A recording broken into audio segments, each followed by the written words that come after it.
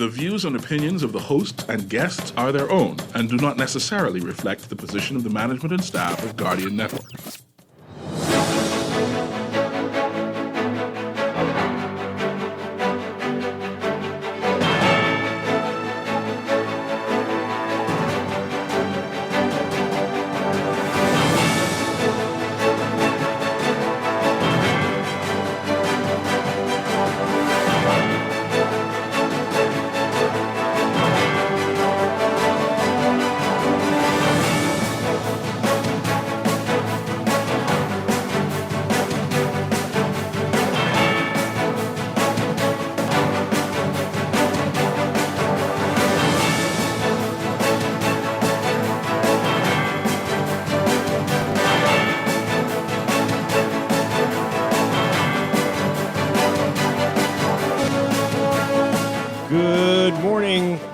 Protests. Residents in Harbor Island and in Grand Bahama are protesting over electricity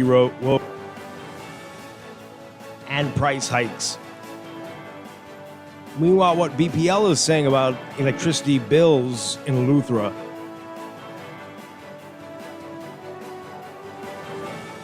And we're talking with the general manager of Sandals Emeralds Bay in business. That's all straight ahead this morning. I'm Dwight Strachan, and this is Morning Blend. Wake up, it's a new day. Wake up, it's a new day. It's the start of a new way. Don't you know that it's the start of the end of the old way.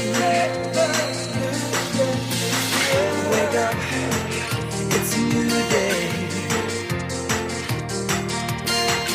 Wake up, it's a new day.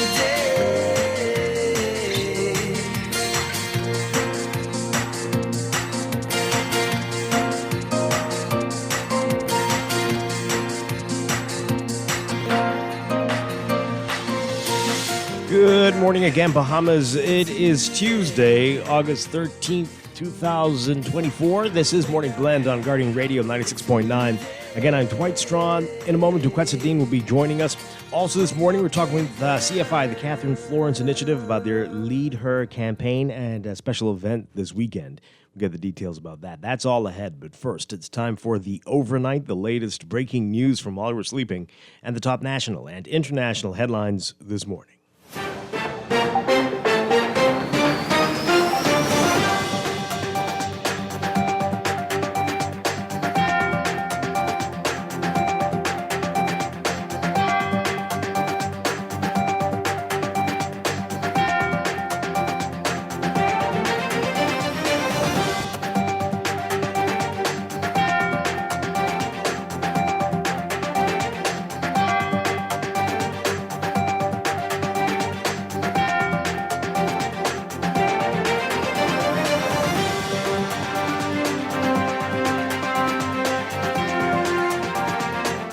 In the overnight, dressed in white, scores of Harbor Island residents marched along the streets of Dunmore Town to protest prolonged utility outages,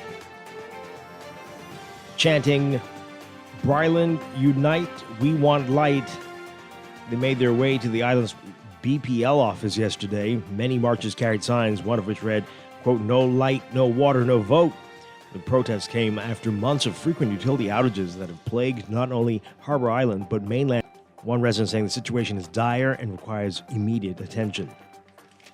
Meanwhile, as Eleutherans continue to experience these challenges with electricity, Energy and Transport Minister JoBeth Colby-Davis announcing a 50% rebate for customers on the island.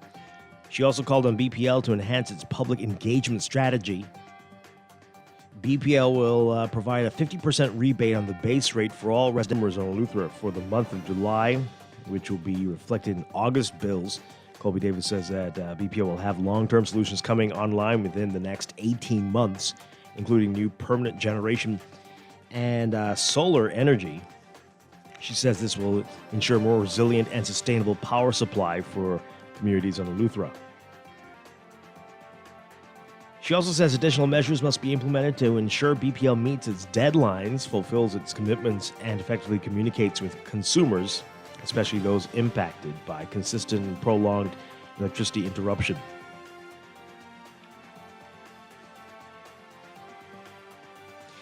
After 2 days of searching, the body of Douglas McCarty, discovered 320 feet deep in Dean's Blue Hole on Long Island. In a post on Facebook, Long Island MP Adrian Gibson, who confirmed that the body was found, extended his condolences to the family.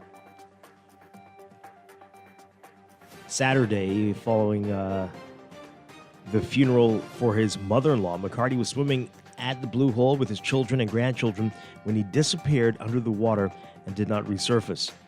Police say volunteer divers spent the day Saturday evening and all day Sunday searching for McCarty with no luck. MP Gibson says his body was found yesterday with the use of deep water drones that a team of Royal Bahamas Defense Force officers brought with them to help with the search.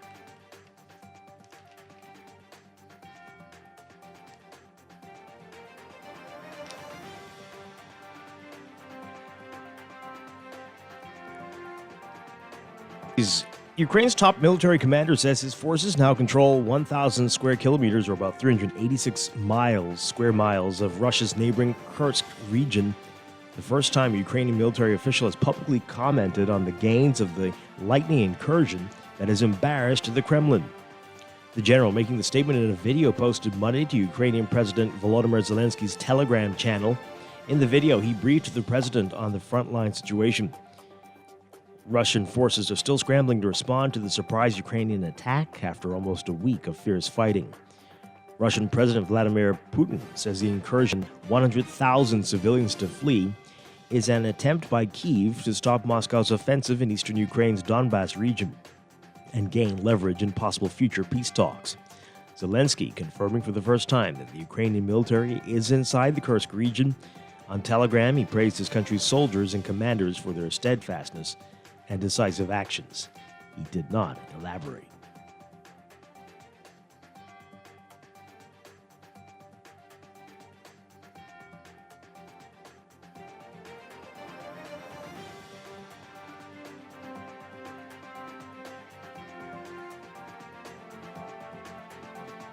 Donald Trump recounted his assassination attempt in vivid detail and promised the largest deportation in U.S. history during a high-profile return to the social media platform formerly known as Twitter, a conversation that was plagued by technical glitches. Trump, now X's owner, Elon Musk, quote, "If I hadn't turned my head, I would not be talking to you right now, as much as I like you." Musk, a former Trump critic, says the Republican nominee's toughness, as demonstrated by his reaction to last month's shooting, was critical for national security. The rare public conversation between Trump and Musk, which spanned more than 2 hours and was overwhelmingly friendly, revealed little about Trump's plans for a second term. The former president spent much of the discussion focused on his recent assassination attempt, illegal immigration, and his plans to cut government regulations. Still, the online meeting underscored just how much the U.S. political landscape has changed less than 4 years after Trump was permanently banned by the social media platform's former leadership for spreading disinformation that sparked the January 6, 2021 attack on U.S. Congress and undermined the very foundation of the American democracy. The session was intended to serve as a way for the former president to reach potentially millions of voters directly. It was also an opportunity for X, a platform that relies heavily on politics, to redeem itself after some struggles. With more than 878,000 users connected to the meeting more than 40 minutes after the scheduled start time, the interview still hadn't started yet, but many users received a message reading details not available.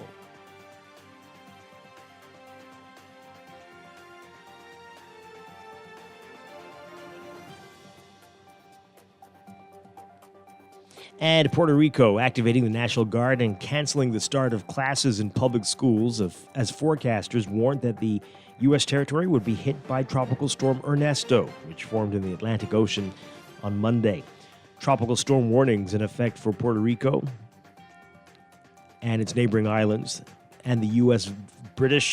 and British Virgin Islands, Antigua, Barbuda, Anguilla, St. Kitts, Nevis, Montserrat, Guadeloupe, St. Martin, St. Bart's, and St. Martin The storm about 230 miles east-southeast of Antigua late Monday, with maximum sustained winds of 40 miles per hour. We'll have the latest for you on Ernesto in just in the French Caribbean, and said the storm was expected to drench Guadeloupe and pass near St. Bart's and St. Martin. The National Hurricane Center said Ernesto is forecast to move over or near Puerto Rico and the U.S. and British Virgin Islands by late this evening. Forecasters warning those islands that the storm is expected to unleash floods and landslides.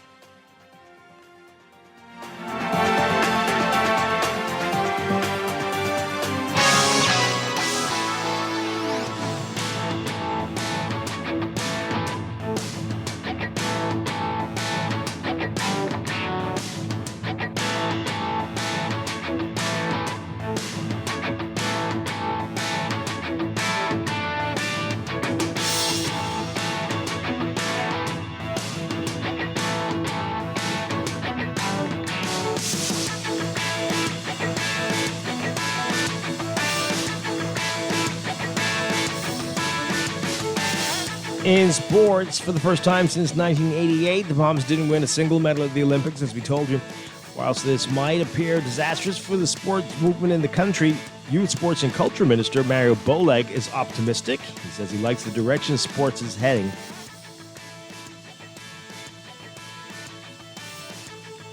You can read about his comments in today's Guardian Sports section. Meanwhile, one might expect Bahamian national record holder Devin Charlton to take some time off after things didn't exactly go as she planned at the Olympics, but she is pressing on. Her season continues. More details on this in today's sports section as well. And USA Gymnastics officials say an arbitration panel won't reconsider a decision asking gymnast Jordan Childs to return the bronze medal she was awarded in the floor exercise at the Paris Olympics. USA Gymnastics says it will continue efforts to let Childs keep the medal. USA Gymnastics saying in a statement yesterday that USA Gymnastics was notified by the Court of Arbitration for Sport that their rules do not allow for an arbitral award to be reconsidered even when conclusive evidence is presented. The statement said, quote, "We are deeply disappointed by the notification and will continue to pursue every possible avenue and appeal process, including the Swiss Federal Tribunal, to ensure the just scoring, placement, and medal award for Jordan." The Court of Arbitration for Sports avoided an on-floor appeal from Childs' coach that vaulted her to third, or voided runs beyond the 1-minute time limit for scoring inquiries, but USA Gymnastics disputed the timing, saying Sunday that the agency submitted video evidence to CAS that showed the team coach appealed 13 seconds before the deadline. The dispute over such minute details sets up what could be months-long or years-long legal battle over the gymnastics scores.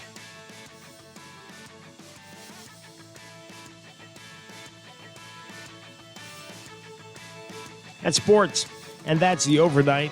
Time for your first look at weather.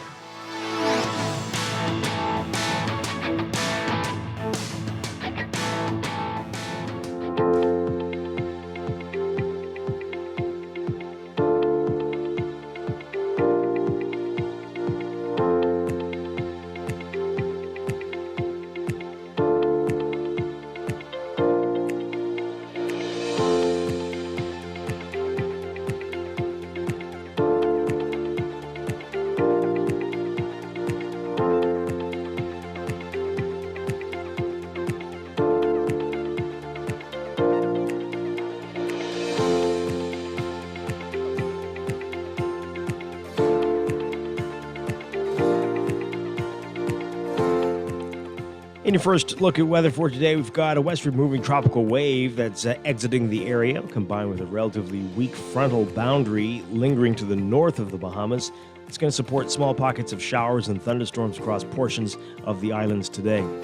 Relatively drier conditions expected within a weakening ridging pattern across the country, and that's going to result in relatively cloud-free skies and higher temperatures through tonight. We still have a heat advisory in effect, and the UV indices will range from high to extreme. Everyone's being advised to remain hydrated and limit outdoor activities and wear sunscreen. Beachgoers in the southeast Bahamas should exercise caution as there's likely a moderate risk of rip currents affecting eastern and Atlantic shorelines. Your forecast for today for the northwest and central Bahamas: look for a mix of sun and clouds, hot conditions, a few light showers, and a slight chance of afternoon thunderstorms later today. Turning mostly fair, warm, and humid tonight. Look for elevated shower and thunderstorm activity mainly across portions of the northwest Bahamas throughout the day today. Expect gusty winds and higher seas in or near showers and thunderstorms. Winds east to southeast at 10 to 15 knots, falling light and variable at times. Seas 2 to 4 feet. For the southeast Bahamas, mostly sunny, hot, hazy, and breezy with a few quick passing showers. Turning fair and warm tonight. Smallcraft caution in effect. Winds easterly at 15 to 20 knots. Seas 4 to 6 feet. Temperature-wise today, we're looking at highs getting up to around 92 Fahrenheit, 34 Celsius, but that heat index Fahrenheit, 42 Celsius. Overnight lows tonight getting down to a very warm 80 Fahrenheit, 27 Celsius. Currently in Nassau, it's about 83 degrees, partly cloudy. 80 in Freeport. That's your first look at weather this morning. We'll tell you about the tropics and Ernesto, what we need to know. Potentially good news. That's coming up in just a bit.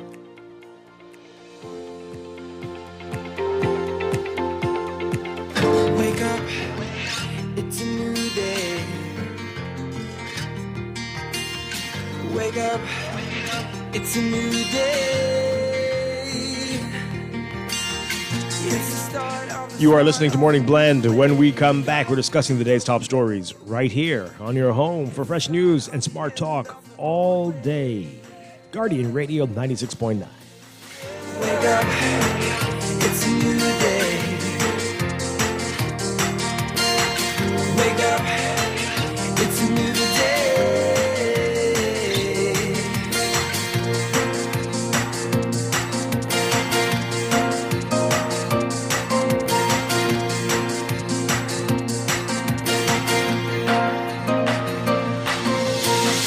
Wake up, it's a new day. Tired of banks forcing you to use technology to bank the way they want you to? Your convenience is important.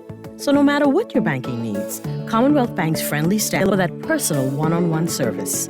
But when you choose technology, our online and mobile banking app offers you state-of-the-art functionality. The choice is yours. Commonwealth Bank. Bank the way you want. Looking to elevate your gadget game, or are tech troubles simply slowing you down? Escape to a world of innovation at Custom Computers, your go-to store for the latest cutting-edge tech. Whether you need to upgrade your life with the best from Apple and Windows, or your device needs a little TLC, the Custom Computers Know-How Store is the destination for unbeatable expertise and quality repairs. With 2 convenient locations, there's a Custom Computers near you on Patton Street in Palmdale and Caves Village, or call 396-1100. Now let me see now. 326 EPIC. Hello? This Epic Eckert battery. This Miss Beulah from round the corner. I hear you're selling tires now on Wolf Road too. Praise the Lord. It's about time. I live Fox Hill and Fire Trail. It's too far. That ain't all. They open Monday to Friday, 7 a.m. to 7 p.m. On Sunday and holiday, 8 a.m. to 4 p.m. My brother Sam, he's a hacker, and he could go right there and get fixed up. Call us at 326 EPIC. We ship also to the Family Island.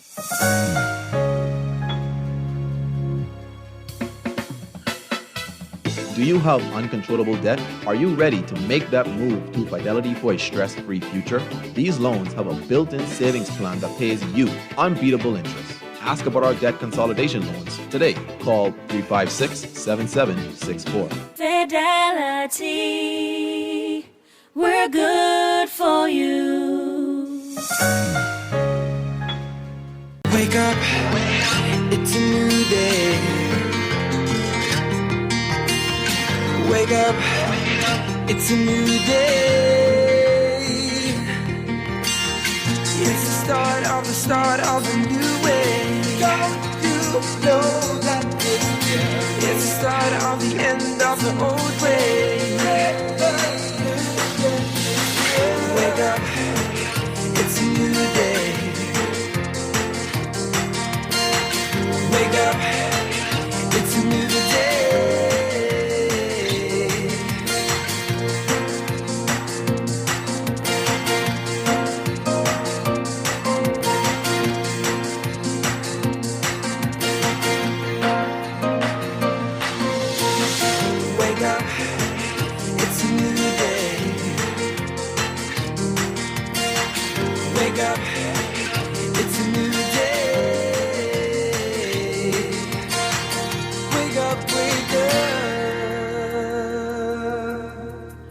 Welcome back to Morning Blend here on Guardian Radio 96.9. We are streaming live on GuardianTalkRadio.com and on the Guardian Radio app for smart devices. We're also on your televisions on Cable Bahamas Channel 969 and BTC Flow Channel 612. You can tweet us at Morning Blend 969 or Facebook.com/Morning Blend 969. Text us on the Guardian Radio text line powered by BTC 422-4796. Standard text rate supply. Once again, I'm Dwight Strachan. In a moment, Duquesa Dean will be joining us. Also this morning in our 8 o'clock hour, we're going to be talking with Southern Florence Initiative. They'll tell us what they're all about and tell us about their Lead Her initiative and campaign. And they got a special event this weekend. We'll get details about that. Then later in business, we're talking with the general manager of Sandals Emerald Bay in Exuma. A lot going on there. We're going to talk with him about everything, we hope. That's coming up. But right now, let's talk about what else is happening in the news.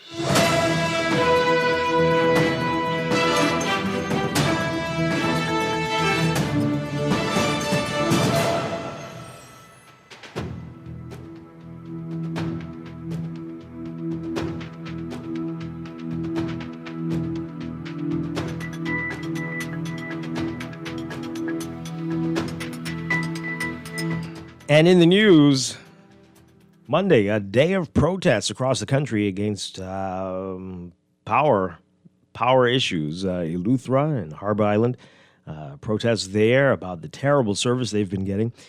In Grand Bahama, protesting the GBPC's planned rate increase. I wish someone had told NASA we would have wanted to get in on that too. Maybe. I don't know. So a lot going on. Again, different issues. The GBPC wants an increase, but and they've applied to who is the regulator, the GBPA, the Port Authority, but the government says, hold your horses. That's not how it is. It's IRCA now. And so there's a big back and forth about that. We'll get to Grand Bahama in just a bit. But in Harbor Island and Eleuthera, they've been having just a horrible last few months with electricity, with water, just torture for the people there. And Harbor Island, we got a text yesterday morning warning that was going to happen, and it did. For more on this, take a listen to this report from our Vanik Toot.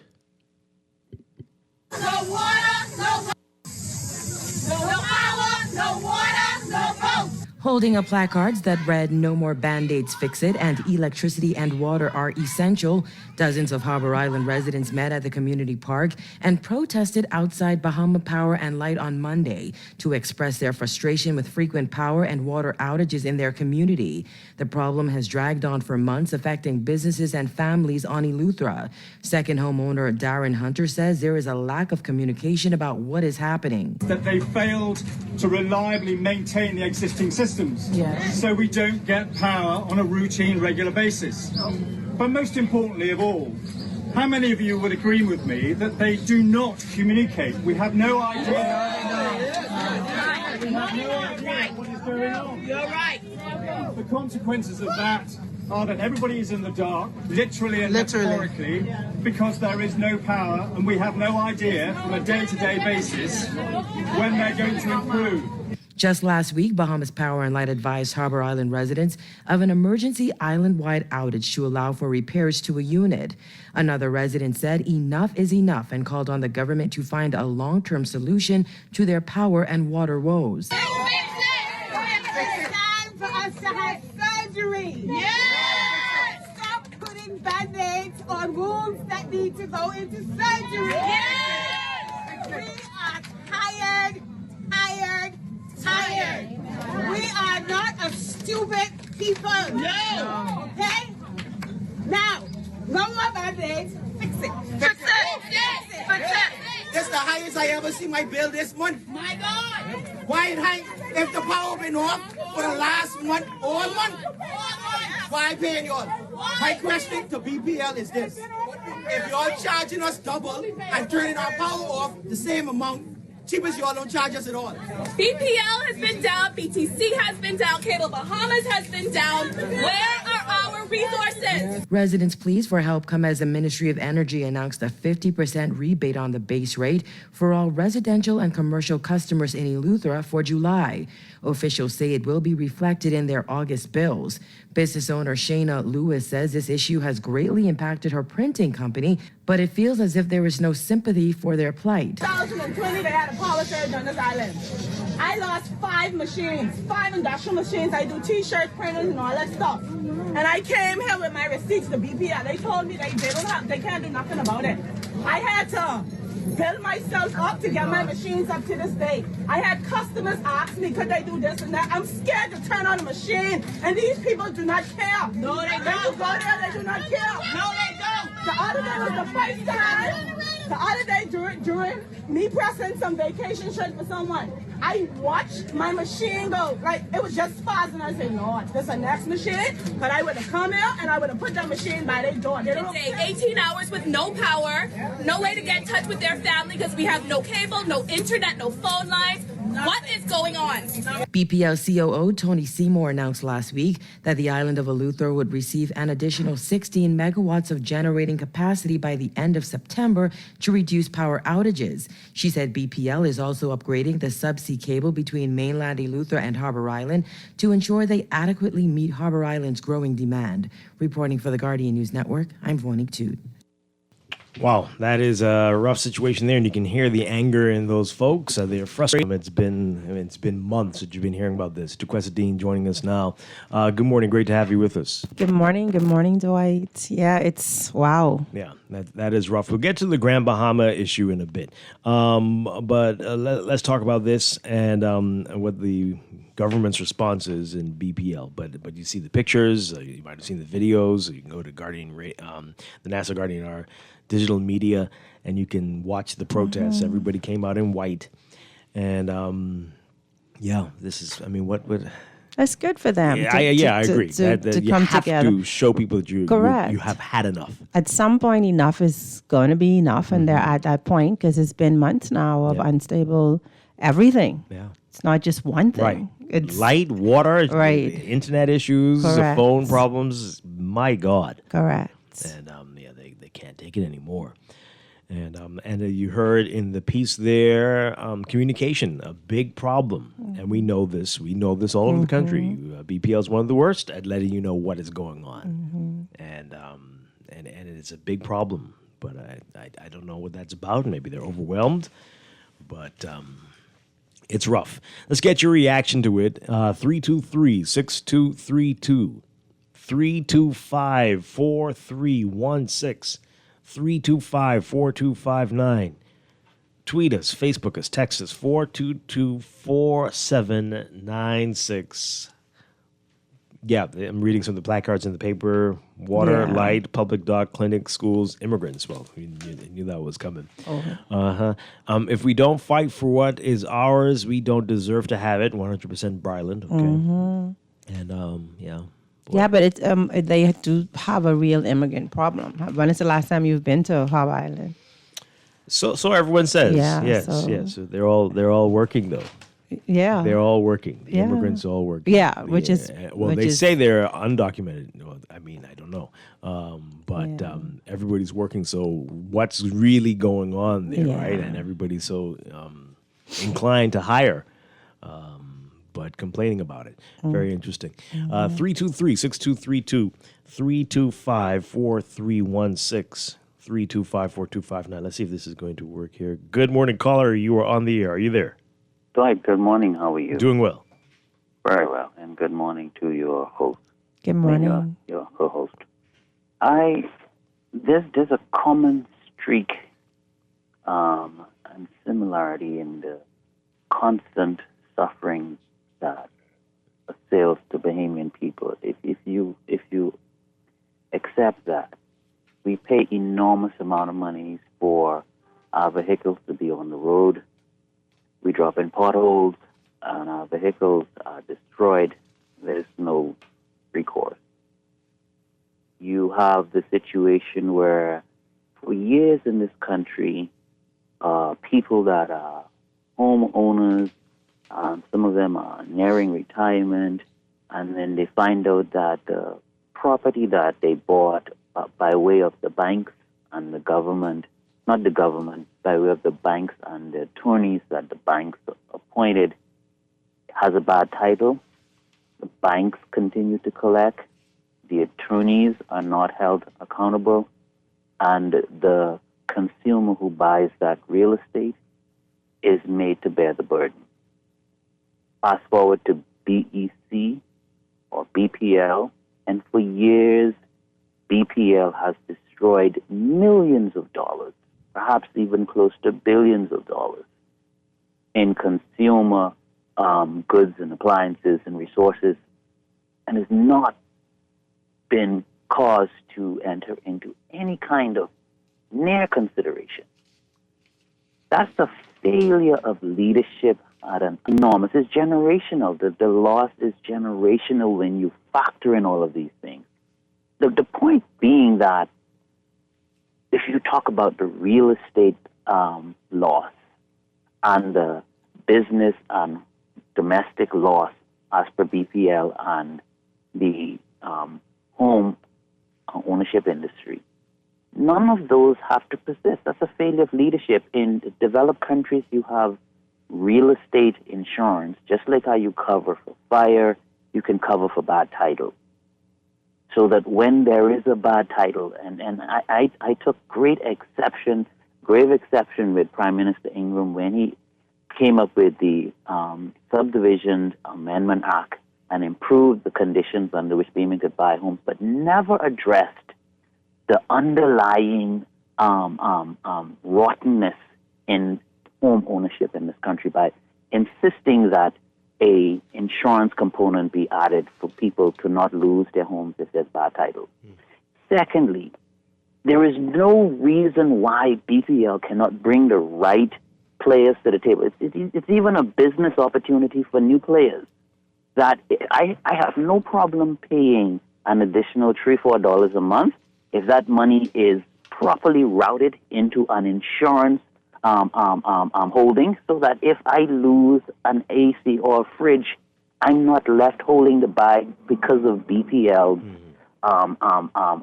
fault. But the bottom line I'm saying to you today, Dwight, is apart from all of the things that we can look at in this country that has not come to be a realistic achieving part of the social contract between people and government, one of the greatest failures is this energy issue on our roads in this country. It causes Bahamians considerable amount of money over the years. Okay. The failure of leadership, my friend. Thank you very much. Appreciate it.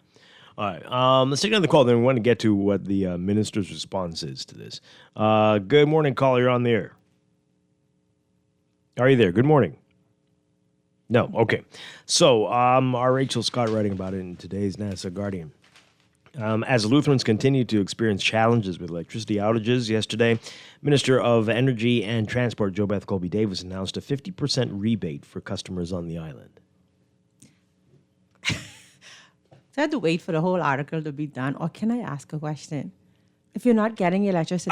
That's the same thing I'm thinking. We're sharing a brain. You paying for half of nothing? Right. If you're not getting electricity... What is this? So what you say, just pay 50% less for the electricity that you actually are getting. That doesn't solve the problem.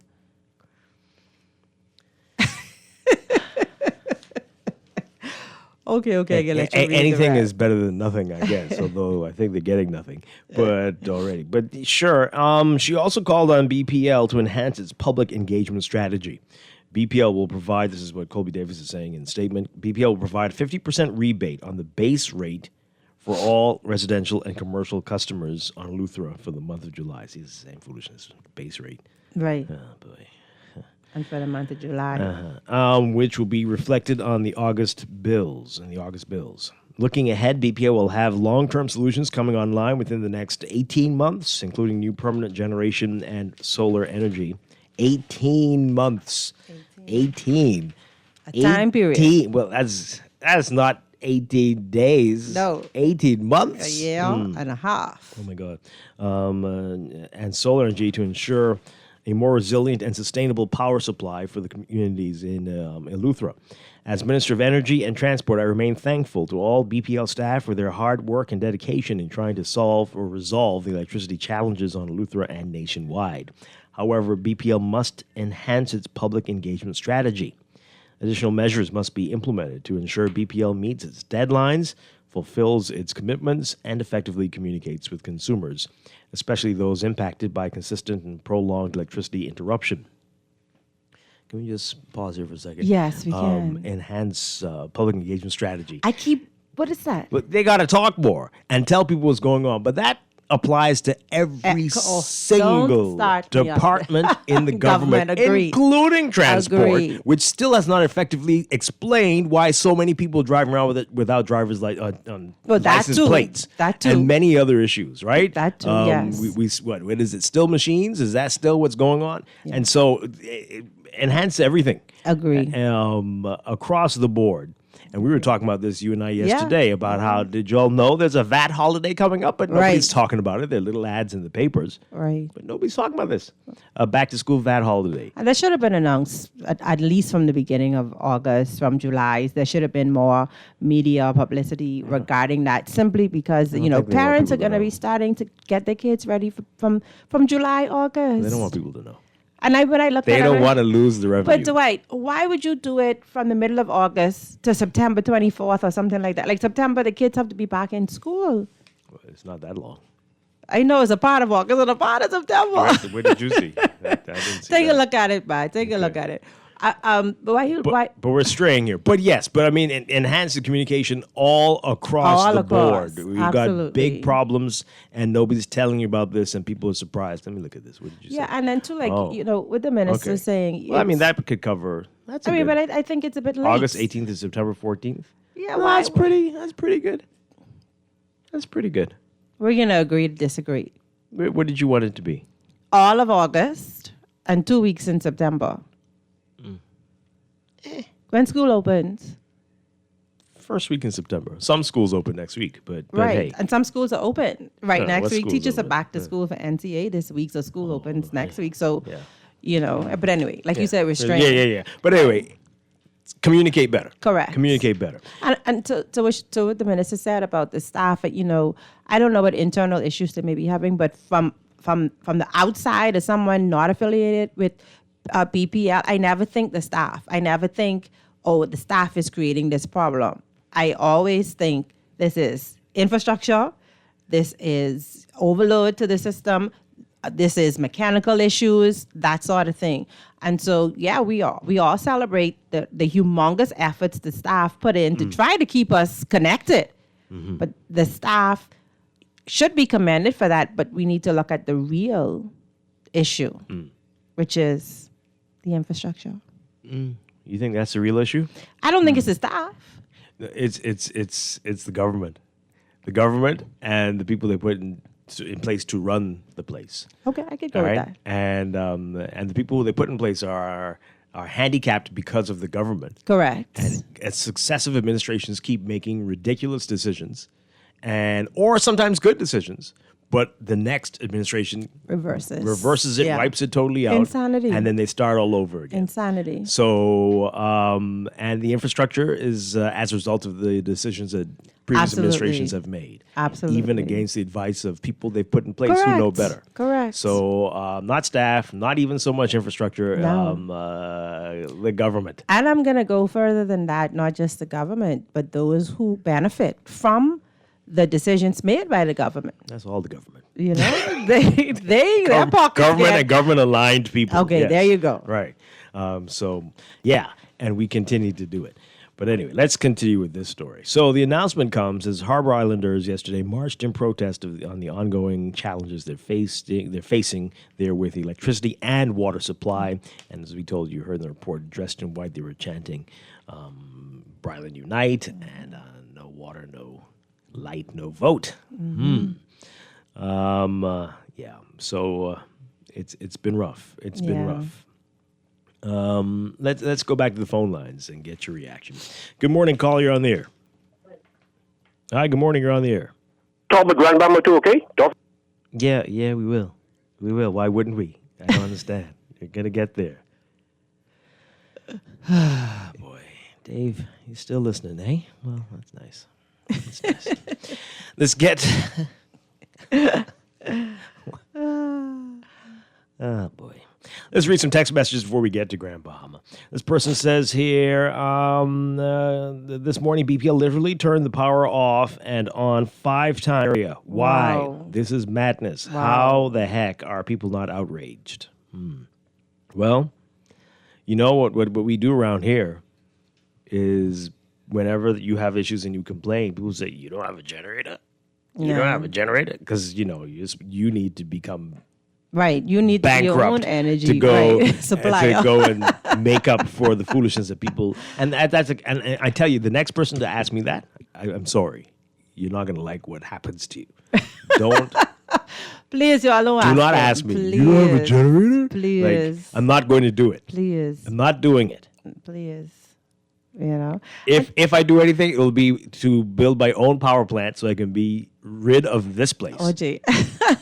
Because I'm not going to continue to pay them money and pay for a generator and pay to fuel the generator. Not going to happen. Listen. Unless I'm all getting the it expenses. totally free from the government. Oh, my. That's not going to happen. And this is what people like to do. They don't get outraged. They're like, I'm going to go and buy a generator. They have won when you do that. They have won. I'm kind of split on it, Dwight, because the alternative is to be hot. To have no way of making sure that your food doesn't spoil or, you made all these other investments. So, yes, we need to hold them accountable as well. It can't just be get a generator and go silent. It has to be be a part of the voice that's calling for improvement. Don't just go silent because you straight. Yeah. Right? That's what we do about everything. You build a big gate, you put up all the bars, get all the alarms. Crime. I good. There were how many murders? Oh, I'm good. Right. Right. That's the MO of the Bahamas. Just make sure that you straight. You straight. Yeah. Ah, boy. This person says here, immigration is a part of our problem. Please don't be so trivial with the facts when it is mentioned. There are lots of things to be fixed in our country, and immigration affects all to some extent. I'm not doing that. I totally agree. And immigration is a very strange term. Do you mean illegal immigration? What do you mean? Because, as we said, most of those people there are working. Who hired them? Other illegal migrants? No, Bahamians. Oh. Right. What's that about? Right. What's going on? So something is up, yes, but you need to look in the right direction as to what exactly is happening here. So, you just want to use that word as a scapegoat. But, This person says they wanted a new day, so let them catch hell and ride the wave straight to the bottom of the sea. Now, I don't know what this silly text is about. What does this mean? Are you trying to say that they wouldn't have had this problem with a different administration? Oh, boy. Do we have this massive amount of power outages under the other administration? When do we not? I'm sure. When do we not? I have to say, watch now. Watch if jinx myself right now. Oh, no. Oh, Jesus. He's knocking on wood near y'all. God. This is the longest I've been without. I've just done it. I'm going to be out for 2 days now. So it's awful. So we have ups and downs with both. It doesn't matter. Yeah. It doesn't matter. It was so bad. Last week I was on vacation. I traveled, and where I was, there was a thunderstorm. I had immediate PTSD, anxiety. I'm like, oh my God, the electricity is gonna go off. Literally. Where were you? In Florida, North Florida, right? Did you say it out loud? Did they laugh at you? Yes, my son was like, "You cool?" And do you know that electricity stayed on the entire thunderstorm? It wasn't like a hurricane, right? Because we were in Pensacola. But it was strong enough for me to say, okay, this is something that would trip or cause the electricity to go off at home. And I literally had anxiety. There was a lot of lightning over the weekend. There were storms in various parts of the island, and mine dipped 5 times. Wow. But it didn't go off. Wow. But I saw people said, oh, my power just went off. Like, oh, boy, that's what that dip was about. Right. And so most people think rain, electricity is going to go up. Yeah. I mean, most people. Around here. Right here. Yeah, most absolutely. people think that. But, even in the movies and TV, that's where it goes off. If it's a horrible storm, Dwight, not just like a regular rainstorm. If it's a horrible storm, well, okay, yeah, let's turn these off for safety reasons, everybody up. But just a little trickle, It happens. It's been from the beginning of electricity. You have a big storm, the power might go off. But, sunny day. That's you don't expect that. Trying to cool off. Boof. Right. Oh, 1:30 in the afternoon. Under any conditions. Doesn't matter. One cloud passes by. Somebody blows their horn too loud.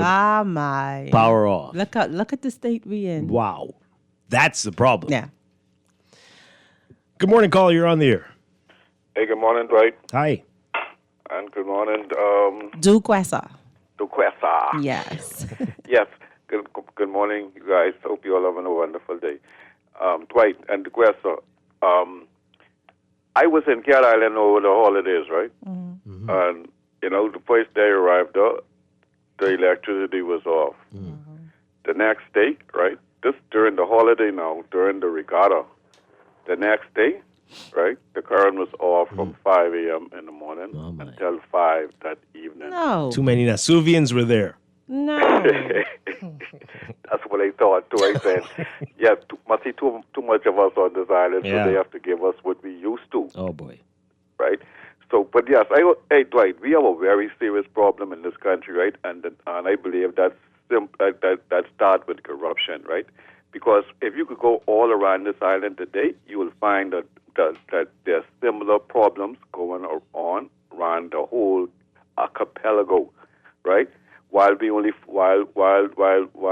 focus on or only have the opportunity to focus on certain islands, just about every island facing the same situation. Every time it's summer, right? It appears that the oil gets hot, and of course the electricity comes off, right? Okay. But at the end of the day, right, and Duquesa, the only problem with the Bahamas face, right? The only one problem we have, and that's our governments who we elect, right? Visionless, careless, not interested, only concerned about how they could benefit. Administrations what we were elected for the last 30, 40, 50 years, right? Wow. And we keep blaming them, right? But it's actually the Bahamian people who don't have the ability to sit down and see where they want to go or where we need to go as a people. And we keep relying on leaders who have no place to go or no interest in taking this country no place other than where they met it, right? We are the problem. We, the Bahamian people, have to come to understand that it's us what's shooting our own self in our feet. It ain't the politicians, because these politicians, when they got elected to do exactly what they are doing, nothing. Right? And they keep demonstrating us that it's only a game. We can trick you to get in power, right? And then we can make your life miserable and tell you vote us out of power. My goodness. Right? This has to stop, because we are dealing with people, innocent lives. We're dealing with elderly people who can't move and do what they used to. We're dealing with young people who can't find opportunities and have to be find themselves in the crime and prostitution, while our politicians them pretending that all is good in the world they are living, but they are not interested in the Bahamas. So I have to say this in leaving.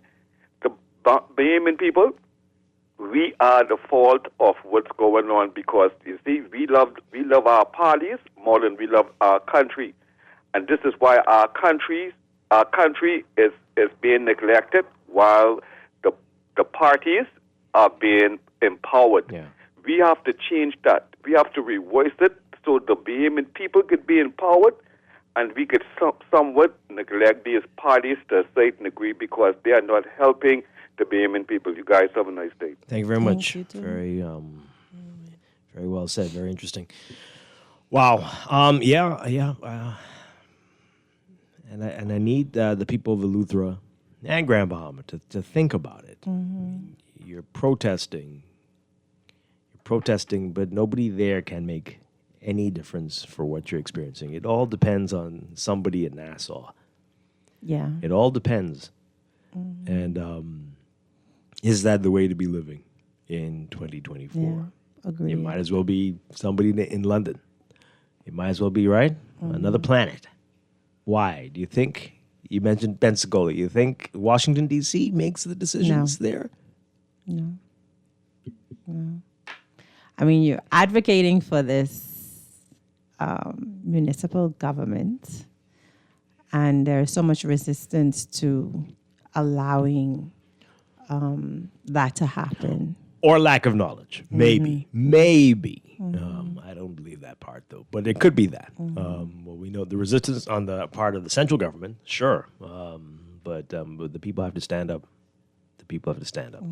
Let's read these messages, and we do want to get to what happened in Grand Bahama yesterday.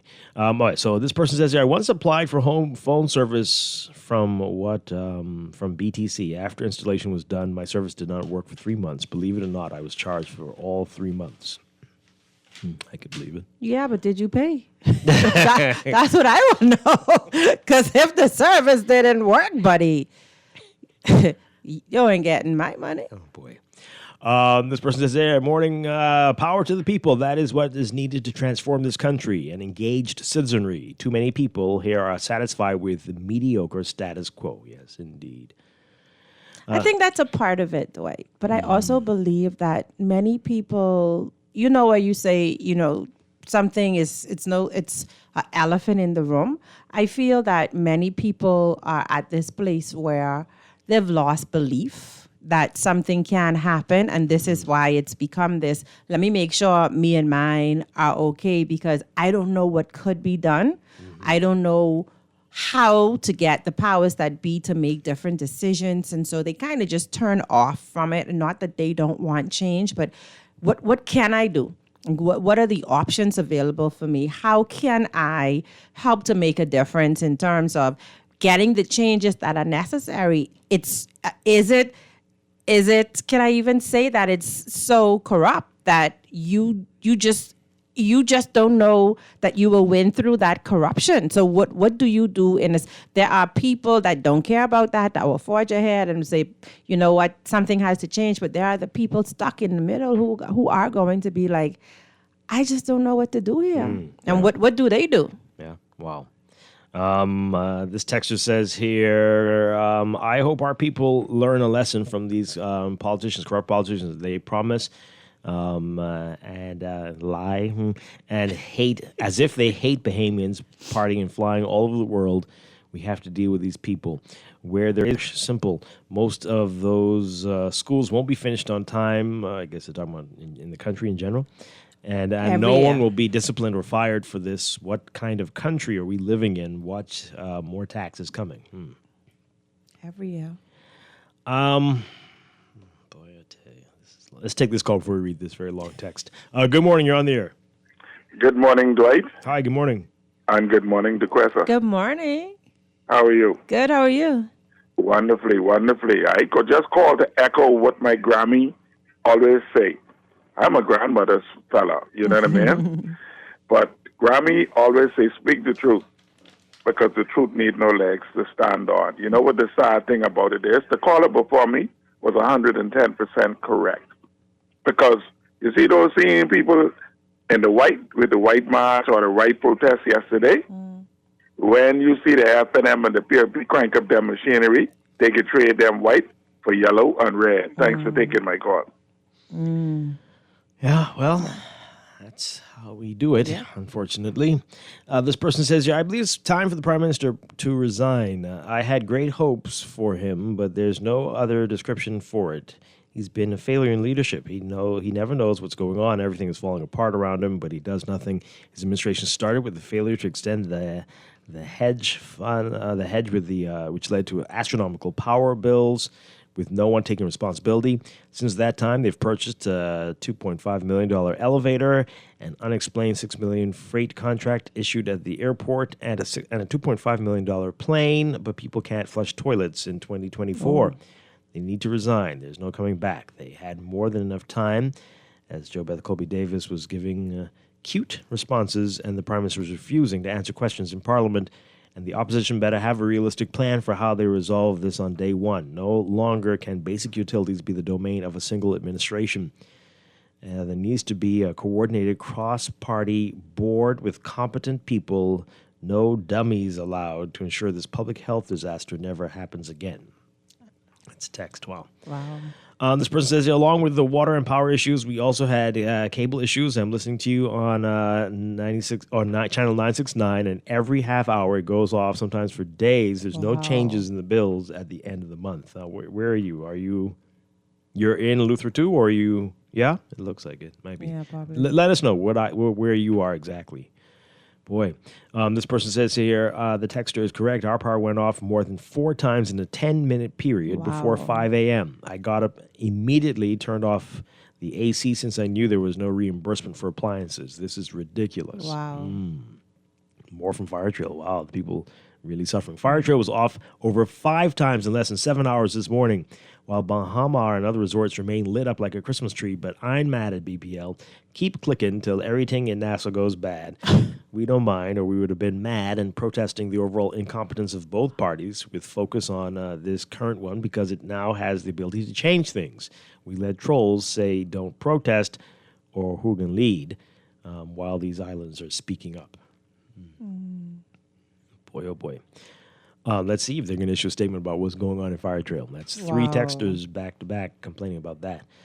This person says, I was in Exuma last week for a week. The power went off 3 times a day for a minimum of 3 hours. Day? For how many days? Wow. So this is like nationwide. This power failure is Power and nationwide. Everything. Wow. Everything. Wow.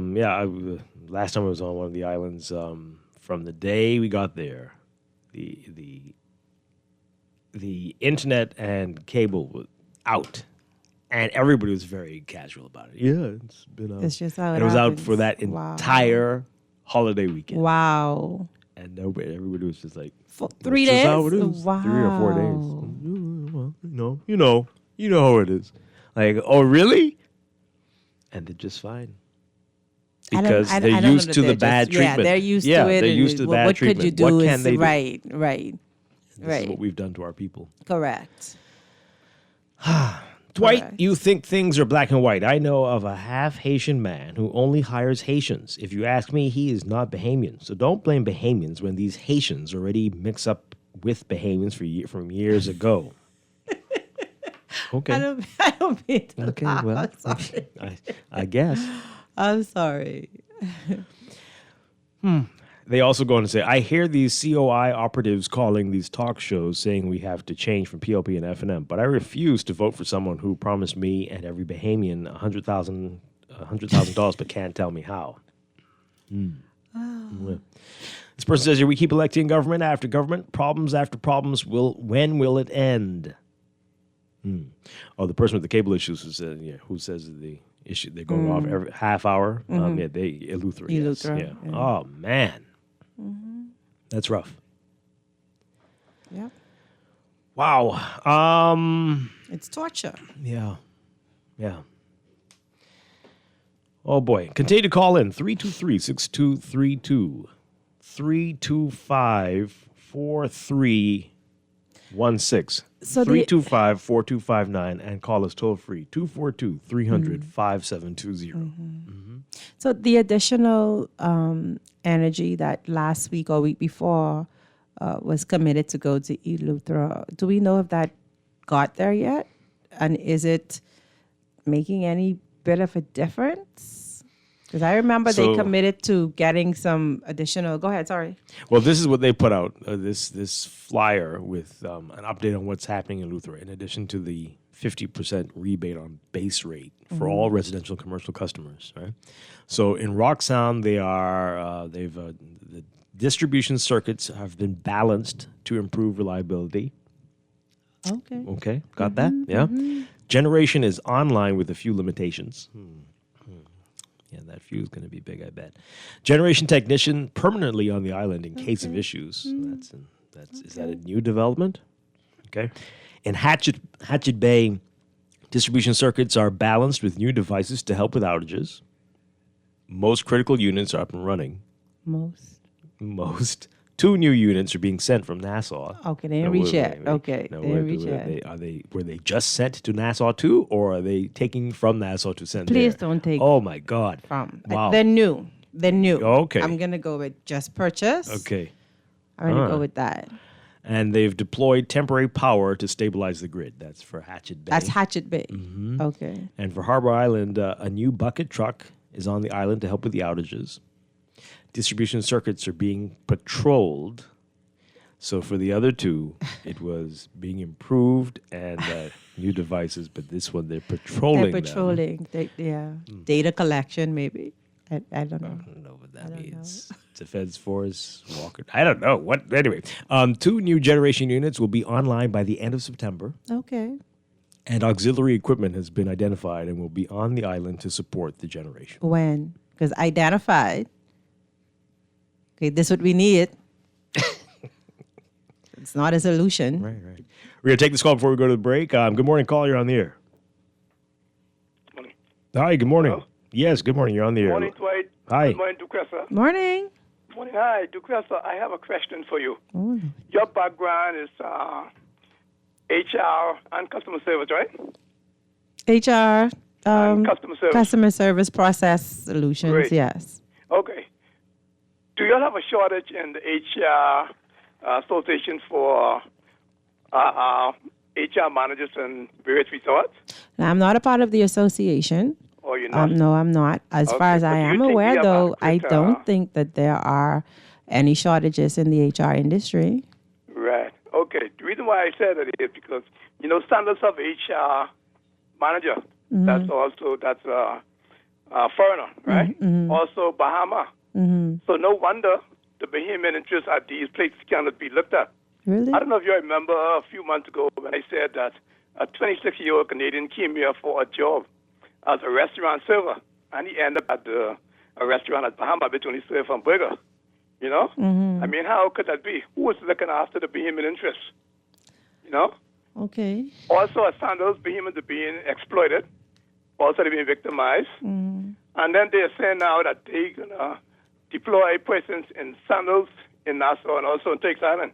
They have no jurisdiction or no control over who they send to Sandals and Turks Island unless they are what they call belongers, because Turks Island company in the slack of that. Mm-hmm. So, when they keep throwing these ideas around, people need to start asking them for numbers, because all they're screwing numbers is to sound good.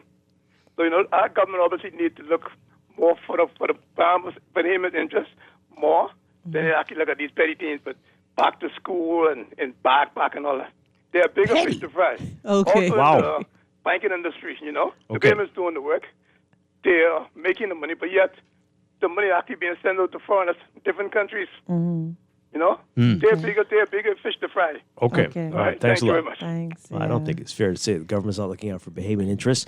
You just have to ask which Which Bahamians. right, and which right, Bahamians? absolutely. But before we just move past his comments today, in any situation, there's always recourse, right? You shouldn't have people working that are non-Bahamians without work permits. So if they're in those organizations, then the government gave them permission by virtue of those work permits to be working. But Bahamians, you do have recourse. There are a number of resources available to you. Just speak to someone to find out what your rights are, and just make sure you have all the facts, because sometimes we don't have all the facts. We have what's limited in our experience in the areas that we work in. And that's one of the things that I encourage business owners to do, is make sure that every employee understands the why behind the what and the decisions that are made. Help them understand those things and see the total picture versus just a small part of it. Yeah. We're going to take a break and be back with a whole lot more to talk about on this Tuesday morning. This is Morning Blend on Guardian Radio 96.9.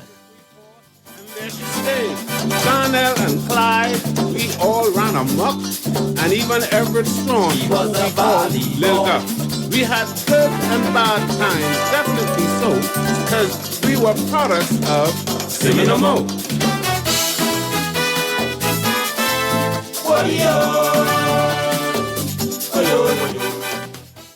This is Guardian Radio 96.9 FM, Nassau, Bahamas.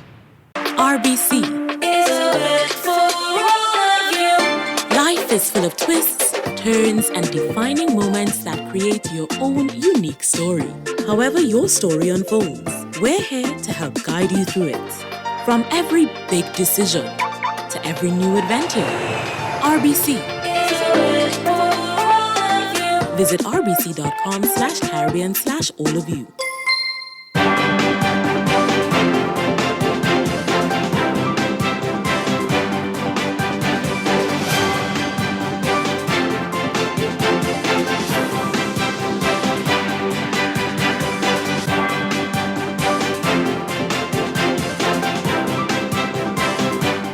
It's time for your first look at traffic for the morning, brought to you by RBC. Find your loan solution with RBC. Again, not looking too bad out on the streets of New Providence in your real-time traffic at this hour. This is, again, likely your last good week before trouble starts, as we've got a couple of schools, including the University of the Bahamas, opening next week, and things will start to change. But right now, what we're seeing, just north of Harold Pond on Mile Butler Highway, you've got some traffic there in the northbound lanes as you get closer to Tawny Williams-Darling Highway and the roundabout. Traffic is backed up along Tawny Williams-Darling Highway westbound as well. And just as you get closer to roundabouts and major intersections, you'll see a few cars in front of you so far. But we'll have another update for you after the 8 o'clock news. That's your Morning Blend Traffic, brought to you by RBC. Start a conversation at rbc.com/loan/all of you.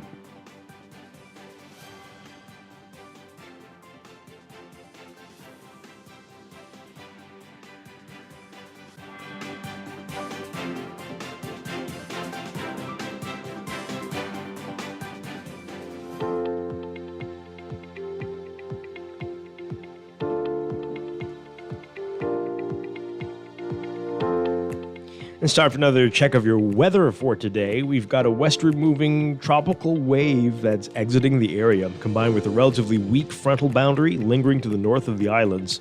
That's going to support small pockets of showers and thunderstorms across parts. Otherwise, we're looking at relatively drier conditions within a weakening ridging pattern across the country. That's going to result in some cloud-free skies, but also higher temperatures through tonight. That heat advisory, another one for today. This is many days we've been under a heat advisory with UV indices ranging from high to extreme.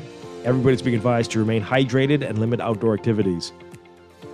Beachgoers in the southeast Bahamas should exercise caution due to the moderate risk of rip currents affecting eastern and Atlantic shorelines. Your forecast for today. For the northwest and central Bahamas, a mix of sun and clouds and hot conditions with a few light showers and the slight chance of afternoon thunderstorms later this afternoon, turning mostly fair, warm, and humid tonight. Expect elevated shower and thunderstorm activity, mainly across portions of the northwestern islands through the rest of the day today. For the southeast Bahamas, mostly sunny, hot, hazy, and breezy, with a few quick passing showers, turning fair and warm tonight. Small craft caution in effect.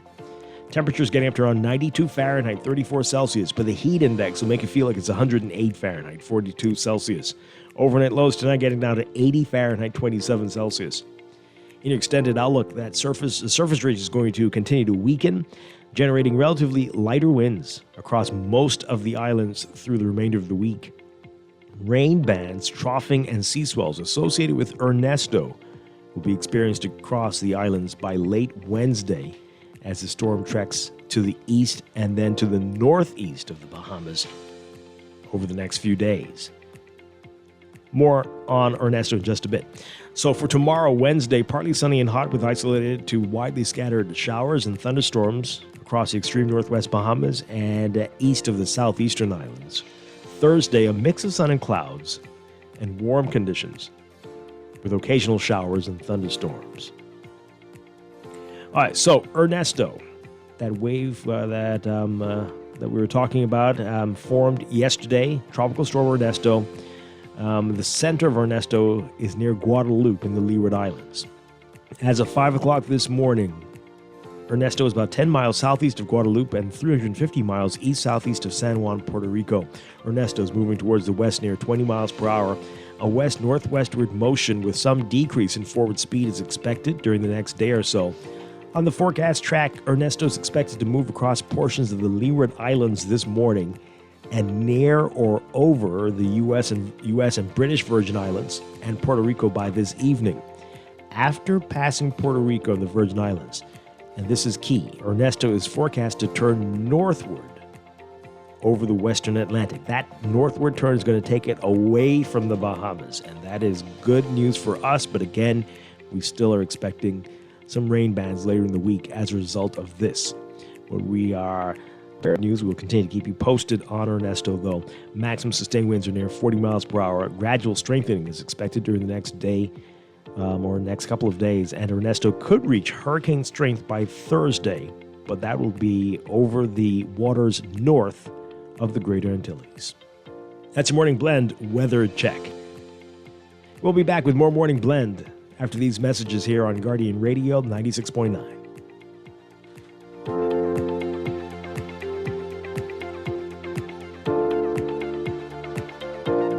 Try to rest, roll with the best. For all your printing needs, there ain't no one better, no. For posters and banners, magazines and flyers.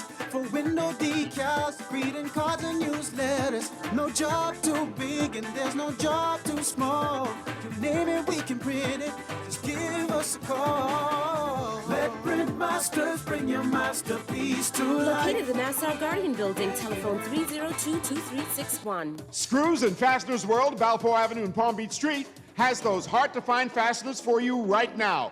You can find stainless steel regular hex, carriage bolts, galvanized bolts, threaded rods, nails, self-tap screws, sex bolts, anchor bolts, turnbuckles, masonry tools, hand tools, and weed whacker strings. Check out the rope selection and car body fasteners, too. Special orders are welcome.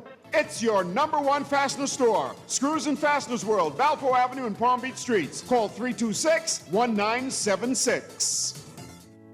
Earning zero interest on your savings at the bank? With as little as $100, you can start earning interest on your money while you're sleeping, eating, or standing in line at the bank with the CFAL Savings Express Plan. Ready to invest? Start by putting $1,000 into our mutual funds and earn interest there too. Because at CFAL, your interest is our interest. Visit CFAL.com to start now. CFAL, growing wealth for future generations of Bahamians. In the world of business, technology is not a choice, it's a necessity. And for businesses that demand excellence, there's only one choice for unparalleled support and cutting-edge technology. Custom Computers. You have challenges and we have solutions. Computing, networking, storage, and printing for enterprises large and small, aligned with premium brands like HP, Microsoft, Konica Minolta, and more.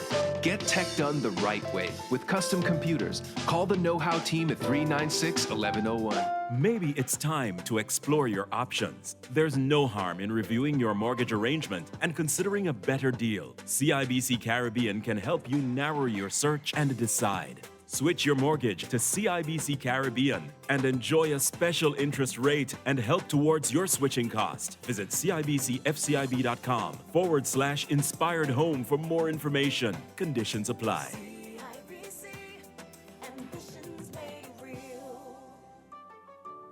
At Wendy's, we are different. We don't just use beef. It's fresh, never frozen. Our burgers are square because we never cut corners. Served hot off the grill with fresh lettuce, tomatoes, onions, and American cheese. We believe in fast food done right. Always serving fresh, never frozen beef. Order a hot, juicy Dave single, double, or triple. Made with fresh, never frozen beef. Now only at Wendy's. Different inside and out. Shop early to get your uniforms and catch Janae's Uniform Center's buy 4, get 1 free sale. Free monogrammed and regular school shirts, dry fit and cotton polos, jumpers, skirts, boys long and short pants, PE shorts, underclothes, tights, socks, neckties, belts, sleeping mats, hair accessories, and character work desk. Get 50% off backpacks, lunch bags, and raincoats. Buy 4 school shirts, get 1 free. Buy 2 skirts, jumpers, or pants, get the third 50% off. Need embroidery and monogramming done? Visit Janae's Uniform Center early. Beat the back to school rush. Janae's Chesapeake Road back to school special. Restrictions apply. Tell them we're gonna give you a check every week for a year. Percy's Pension Plan, Island Game, keep you winning. Percy's Pension Plan, dream big, we will help you live it. Percy's Pension Plan, Island Game, we got you. Percy's Pension Plan, from the friends you can trust. If winning is a must, go play the game you know, cause your best chance is with us. The most trustworthy name is Percy's Island Game. So put 20 on your account and ride this easy train at Percy's Island Game. Looking for great device deals and offers this summer? Look no further. Alive has special discounts on the latest smartphones, Ring devices, and accessories. Plus, as an Alive customer, you can expect exclusive yet extra offers and rewards, which means even more value for your money. We're talking more data, prizes, and surprises. Upgrade with us and experience the perfect summer with Alive in store or at bealive.com/deals. Summer may be ending, but the party is just getting started at Nassau Cruise Port. Don't miss our Summerfest All-Star Bahamian Concert on Saturday, August 17th at the Nassau Cruise Port Amphitheater. Enjoy electrifying performances by Abby, Sweet Emily, Elon Moxie, The Mighty Pencil, Shad Colley and the VIPs, Blotty, and more. Best of all, it's free. Gates open at 4 p.m. Show starts at 6 p.m. Grab your crew, bring your vibes, and let's end this summer in true Bahamian style. This is Guardian Radio, your station for up-to-the-minute news, intelligent, interactive, and engaging conversation. 96.9 FM. Sting! Hey! Let's go, go! Come on! Oh, yeah! Yes! Have you ever lost a passport or had to get it renewed? The inside park, big crowd outside, the line won't even move. When someone walk in and out, the new passport in their hand. I pour it, sweat in, get served, yet boy, tell me what you do. He say, tip, tip, tip, what? Everybody want tip. If you want to get some service, you know you better tip. Tip, tip, tip, everybody want tip. If you want to get good service, you know you gotta just brag about their tips. Try to take it away or touch their bed, they'll march on you quick. We're back here with Morning Blend on Guardian Radio 96.9. Dwight Strachan along with DeQuesta Dean. We're going to go to news in just a bit, and we'll get to the Grand Bahama protest about the rate increase at Grand Bahama Power Company. That certainly attracted politicians from every party, and that was something. But I don't know if they had politicians at this one in Harbor Island. Isn't that interesting? Well, definitely not from the governing party in Harbor Island, boy, I tell you.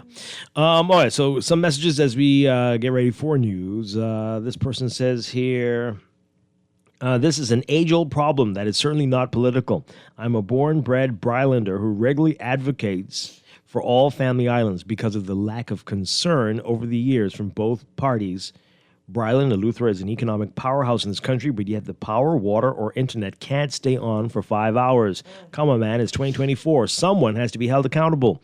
Think about it for a second. If politics had any play in this situation, the former MP for North Eleuthera is a hometown boy, and under him, the problem not only persisted, but has gotten worse. Yeah. But I tell you, it's probably got more to do with the system of governance that we have. And politics with the current system we have is not helping any situation. But if you all had more oversight on your own without having to wait for Nassau to decide, because Nassau's got a lot of things to deal with, since Nassau's trying to run the place as if it's a kingdom, you're going to be not on the priority list for most things. And I need the whole country to understand that. And also, look at Nassau, which also is grown up like weeds. A mess. There's no plan for anything. So this is what's running the country. This? Yeah, we're doomed. Let's be real. We're going to go to the news and pick this up on the other side. This is Morning Blend on Guardian Radio 96.9. Tip, tip, tip. Everybody want tip. If you want to get good service, you know you got to tip. Yes, man. Hey, tipping time and I ain't got a dime. Come on. Woo. Yes, man. Check this. Driving down the road. When I get stopped, police get out, run him out, boy, you're caught in top. He said, if you don't want this ticket, you know just what to do. I done pay road tax, I pay road tax, now I gotta pay you to what? This is 96.9 FM, Nassau, Bahamas. Owen-Williams Bahamas doesn't mess about when it comes to product range and product knowledge. If it's a new product come in the store, we walk the store and study that product. One thing with our boss, if a new product comes in, he takes the time and he's always keeping us up to date with product knowledge.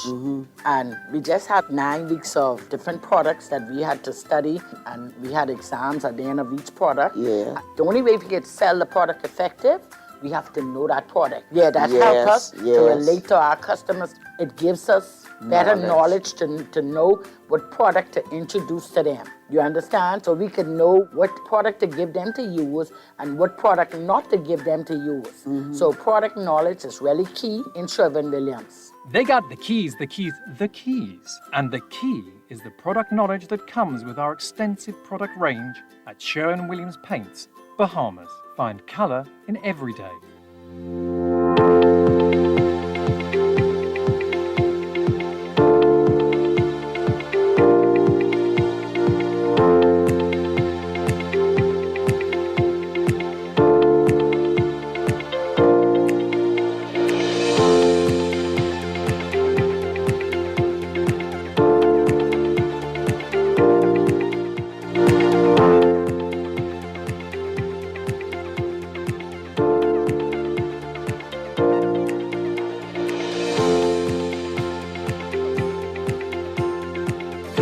Welcome back to Morning Blend here on Guardian Radio 96.9. We're streaming live on GuardianTalkRadio.com and on the Guardian Radio app for smart devices. We're also on your televisions on Cable Bahamas Channel 969 and BTC Flow Channel 612. You can tweet us at Morning Blend 969 or Facebook.com/Morning Blend 969.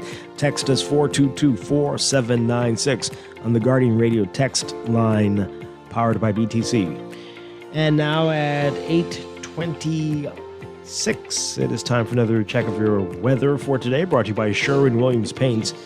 We've got a westward moving tropical wave that's exiting the area, combined with a relatively weak frontal boundary lingering to the north of the Bahamas. That's all going to support some small pockets of showers and thunderstorms across portions of the islands today. But we're looking at a relatively drier conditions for the next few days, within a weakening ridging pattern across the country. That's going to result in relatively cloud-free skies and higher temperatures through tonight at least. We still have heat advisories, another one for today, and a UV indices expected to be in the high to extreme range. Everyone's being advised to limit outdoor activities and to stay hydrated. Beachgoers in the southeast Bahamas should exercise caution due to the moderate risk of rip currents affecting eastern and Atlantic shorelines. So for today, for the northwest and central Bahamas, look for a mix of sun and clouds, hot conditions, a few light showers, and a slight chance of afternoon thunderstorms later on today. Turning mostly fair, warm, and humid tonight. Expect elevated shower and thunderstorm activity across portions of the northwest Bahamas today. For the southeastern islands, mostly sunny, hot, hazy, and breezy with a few quick passing showers. Turning fair and warm tonight. Small craft caution in effect. Temperatures today getting up to around 92 Fahrenheit, 34 Celsius, but the heat index will make it feel like it's 108 Fahrenheit, 42 Celsius. Overnight lows tonight getting down to about 80 Fahrenheit, 27 Celsius. In your extended outlook, that surface ridge will continue to weaken, generating relatively lighter winds across the majority of the islands through to the remainder of the week. Rain bands, troughing, and sea swells associated with Ernesto will then be experienced across the islands beginning late Wednesday into Thursday as it treks east and northeast of the country throughout the period. More on Ernesto in just a moment, but for tomorrow, Wednesday, look for partly sunny and hot conditions with isolated to widely scattered showers across the extreme northwest Bahamas and east of the southeastern islands. Thunderstorms likely as well. Thursday, a mix of sun and clouds, warm with occasional showers and thunderstorms. With Ernesto, now a tropical storm, the center is near Guadeloupe in the Leeward Islands. As of this morning, it was just about 10 miles southeast of Guadeloupe, 350 miles east-southeast of San Juan, Puerto Rico. Maximum sustained winds are near 40 miles per hour with higher gusts, and gradual strengthening is expected during the next day or so. Ernesto could reach hurricane strength by Thursday over the waters north of the Greater Antilles. So Ernesto is moving towards the west near 20 miles per hour. A west-northwestward motion with some decrease in forward speed is expected during the next day or so. And on the forecast track, Ernesto is expected to move across portions of the Leeward Islands this morning and near or over the U.S. and British Virgin Islands and Puerto Rico by this evening. After passing Puerto Rico and the Virgin Islands, Ernesto is forecast to turn northward over the western Atlantic, and that turn is going to take it away from the Bahamas and out into the Atlantic. And that is good news for us. But we'll continue to keep you posted on Tropical Storm Ernesto. That is your morning blend weather check, brought to you by Sherwin-Williams Paints. Sherwin-Williams Paints has got you covered for all of your painting and equipment needs. Visit Sherwin-Williams Paints online or in-store today.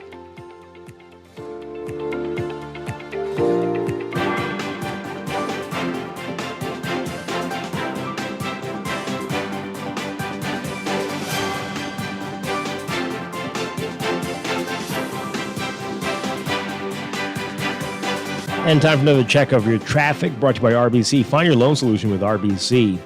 In your real-time traffic, we're seeing just a bit of slow-moving traffic on Milo Butler Highway, just north of Harold Pond, on the way to the roundabout with Tawny Williams-Darling Highway. Traffic back to belong Tawny Williams-Darling Highway as well, westbound and southbound on Milo Butler Highway towards that roundabout. Got a bit of congestion on John F. Kennedy Drive near the six-legged roundabout, on the way to that roundabout, and southbound on New Providence Highway as well. Elsewhere, not much to talk about, just at some of the major intersections. You'll see a few cars in front of you on Carmichael, slow-moving traffic eastbound towards Blue Hill Road, and pockets along Blue Hill Road near Carmichael, on the way to Soldier Road near Malcolm Road, and as you get over that hill to Independence Drive. But manageable for you. And Robinson Road near East-West Highway Marathon, east and westbound. Got some congestion at the intersection there. That's your real-time traffic and your morning blend traffic alert, brought to you by RBC. Start a conversation at rbc.com/loan/all of you.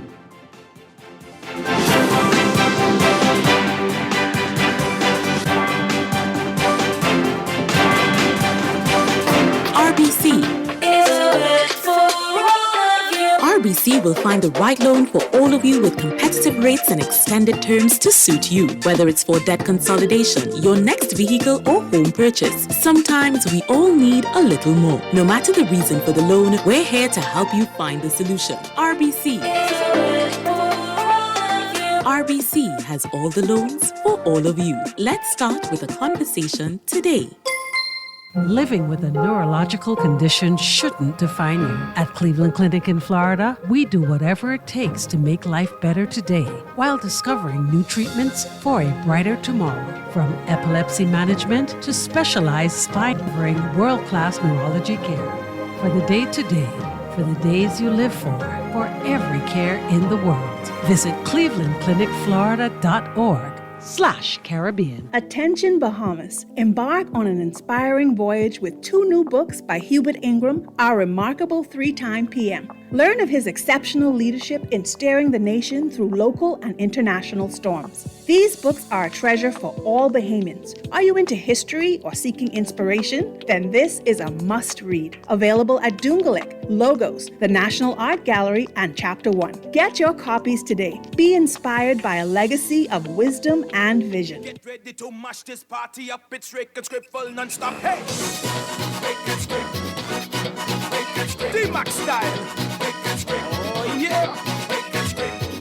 I see you coming from a mile away, girl. I see ya coming. Girl, I see ya. Hey! She says she's a real good girl. She only goes to church then home.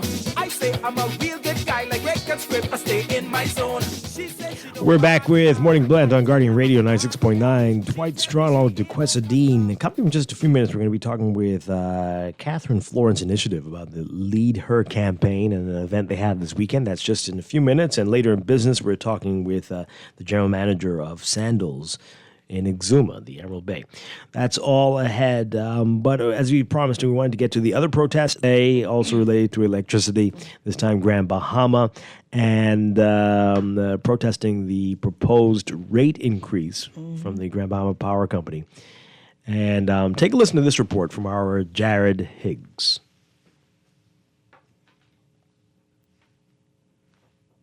Dozens took to the streets in Grand Bahama today to protest the Grand Bahama Power Company's proposed 6.3% rate increase. Among the protesters were politicians from across the political spectrum. PLP Senator James Turner stood side by side with F&M MP for Central Grand Bahama, Iram Lewis, both calling foul on the Grand Bahama Power Company. Time for peace, and there's a time for war. I hate what these people are doing to our people. They are single mothers, you heard them? They're living in their cars. Power is off. They're single families, power is about to be off. And yet these people have a desire to ask for an increase. This is insane. It's crazy, and it ought not be allowed. Lewis shared similar sentiments, adding that he is proud of Grand Bahamians for standing up to the power company. We should be seeking ways to stimulate the economy. We should be seeking ways to make sure prices at night. They can they're fine at night. They can be relaxed. We cannot do. We have people sleeping in their cars, sleeping outside on their patio because the power is off. And on top of that, before you fix it, you're trying to put the cart before the horse. You ain't fixed the problem yet. And you're trying to add an additional burden on the people? Totally unacceptable, my people. I'm proud of you. I stand with you today. Grand Bahama Power Company's request to Grand Bahama Port Authority for that rate increase has only added fuel to the fire of an ongoing row between the government and Grand Bahama Port Authority. Government's position is that according to the Electricity Act, ERCA is the regulator of all utilities in the Bahamas, including Grand Bahama Power Company. The Grand Bahama Port Authority, on the other hand, says under the Hawkesbury Creek Agreement, it has certain rights, including oversight of utilities in Freeport. That matter is before the courts. Former Pine Ridge MP Frederick McAlpine says Grand Bahama Power Company seeking to increase the rate demonstrates that it's out of touch with Grand Bahamians. That is ridiculous. It also shows that you as a company lack compassion for the people of Grand Bahama during these hard economic times. We would have thought that you would have at least looked at the condition of Grand Bahama before even considering to attempt to make such a So we want to say Grand Bahama is not used to this kind of behavior when it comes to Freeport power. 89-year-old Grand Bahama resident Cynthia Donaldson says power outages have become frequent in Grand Bahama and power surges have damaged her appliances. She's urging Grand Bahamians to stick together. I'm sorry, how much the power company will lose in one day. We can bring every power company to their knees. We have to be willing to make the sacrifice and say this is enough. Okay, our Jared Higgs with that report there. Very interesting. I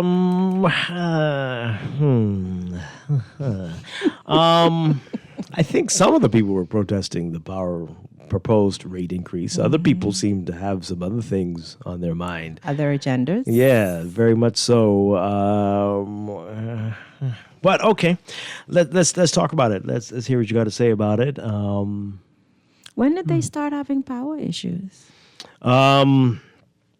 I know they didn't always, not like us, right? But apparently that's been happening. I know Laverne tells me often that the power is off, much more often than it used to be. Okay. So things aren't right, and yeah, so they've got a lot of issues. Power going off often, and the rate is high. Yeah. 323-6232, 325-4316. 325-4259, toll free 242-300-5720. Tweet us, Facebook us, text us 422-4796. Some people seemed like residents, some people, but I did ask some friends over there, like how many non-political people were at that protest, and the number, I think you could count that on one hand. Who organized it? It'd be very interesting to know who the political types. But they got, speak out against the rate increase, especially if you're having frequent power outages. Absolutely. This is foolishness, right? But you got some other very big problems over there, right? As does Harbor Island, as does New Providence. Right. But yeah, so you need to protest over the system the system of governance, this is just not making sense. Correct. There, Harbor Island. Anywhere here. Right? The Kingdom of Nassau deciding when and where and whatever for everybody. Or just as bad, a family deciding when, where, and everything. This is ridiculous what we're doing. Agreed. Absolutely. My goodness. Let's hear these callers really quickly. We've got to take a break soon. Good morning. You're on the air. Good morning. Hi, yes. How you doing, Dwight? Doing well. How is your guest? We're all well. All right. I just want to make a suggestion on the power crisis we dealing with.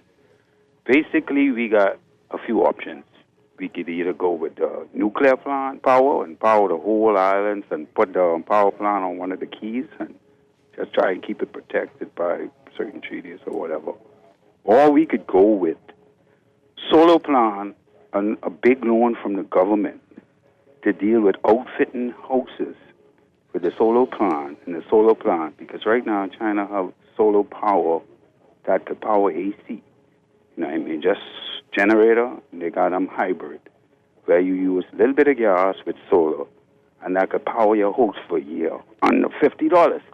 But what I'm saying, if the government was to take out a loan and outfit some of the places and houses, you could always pay them back, at least BEC or BPL, a little stipend every something, because you're basically getting power from the sun. So that basically ain't no charges for fuel or none of that. You see what I'm saying? So at the end of the day, the power crisis, we could show up in China because right now the technology with solar, they got roll-out solar that you could just plug in. You know, just put it on your roof, roll it out like how you rolling, something sticking on the roof, and plug it in, and your power crisis is gone. I go on with that. Okay. Thank you very much. A lot of people are considering that for themselves, bypassing everything and just doing that. But there are other options as well, many other, I'm sure. But I say don't rule anything out. Consider it all. Good morning. You're on the air. Pleasant. Good morning, Dwight. Hi. Good morning. Morning, and good morning to Quessa. Morning. Good morning. Prior to the break, you had a caller, your break for the news, that was speaking about the 26-year-old Canadian who got the restaurant manager's job that was functioning as or applied for a service position. Man, I think the Quessa said that Bahamians have recourse. And I'm not going to say that it's untruthful as much as it's inaccurate, because prior to any work permits being granted, the Department of Labor is the initial process if you work in HR, and they forward documentation to immigration that grants those things. So where's the recourse if the regulatory bodies don't do their due diligence? And this isn't to your statement as much as it is to our systems. Right. Where's the recourse if they granted the permissions for these people to be here that don't need to be here in the first place? Right, which was a part of my statement that in order for them to work here legally, they would have to have a work permit, which would have been granted by the government. So you are correct. Right. No, but I mean, when you say that Bahamians have recourse, maybe if they have an opportunity, I'd like to hear what your thoughts are on that recourse if the bodies that allow for the folks to be here, grant them permission to be here, are the people that Bahamians are supposed to go back to that are qualified that can fill these positions. Okay, thank you. And the recourse I was referring to was mistreatment and not the hiring of, the proper, legit hiring of expat workers. So if you're being mistreated as an employee, if you believe that you're being unfairly treated, those situations were what I was referring to, and not where there is a approved expat worker in a position that's been granted by a work permit and legally allowed to work in an institution. I mean, there's not much that you can do about that. Yeah. This text as we go to the break. This person says here, it sounds like the rate increases in Grand Bahama may be due to the closing of major businesses in Grand Bahama, that the power company is trying to make up for revenue losses on the backs of others. That's what they said in their statement, that they've been their major client closed down. Is that a reason for an increase, though? Not one that you should put in a statement. I mean... No, that can't be That's a reason. wild, right? No, we need to make up revenue because we lost a client. No. This is what we do in the Bahamas, communication. Well, that's too much information there. Yeah. But again, it speaks to a big problem. This is a major city, supposedly. With how is that possible? I don't know. That could be. We're not serious. We're not serious. Definitely not a good reason. We're going to go to break. This is Morning Blend on Guardian Radio 96.9. Stay with us. Look at you now, can't tell me you're into something. I hardly park my car.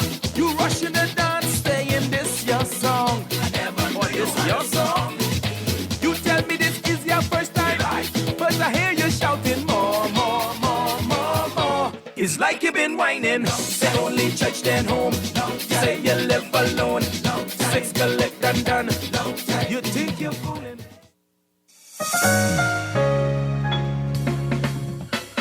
All those loans I had were so overwhelming. Fidelity's debt consolidation loan combined all my loan payments into one easy payment with a built-in savings plan that pays me unbeatable interest. It's time to make that move to Fidelity. Call 356-7764. Fidelity, we're good for you. This is Guardian Radio, your station for up-to-the-minute news, intelligent, interactive, and engaging conversation. 96.9 FM. Get ready to mash this party up. It's Rick and Script full non-stop. Hey! Rick and Script. Rick and Script. D-Max style. Rick and Script. Oh, yeah. Rick and Script. I see you coming from a mile away, girl. Rick and Script. I see ya coming. Girl, I see ya. Hey! She says she's a real good girl. She only goes to church then home. I say I'm a real good guy like Rick and Script. I stay in my zone. She says she don't party hard. I tell her I'm a partier. She tell me she ain't no cutter, but she'll go out with me. She say that she craving something delicious and freshly made? Dunkin' has got you covered all day your way. From savory sausage, egg and cheese to crispy bacon, ham, and even tuna. Our sandwiches are made to order just for you. Choose your favorite. Bagels, croissant, toast, or muffin. Whatever you want, we've got it. Whether it's a classic grilled cheese or a hearty club, your perfect sandwich is just a bite away. Dunkin's fresh, made-to-order sandwiches made all day your way. Only at Dunkin'.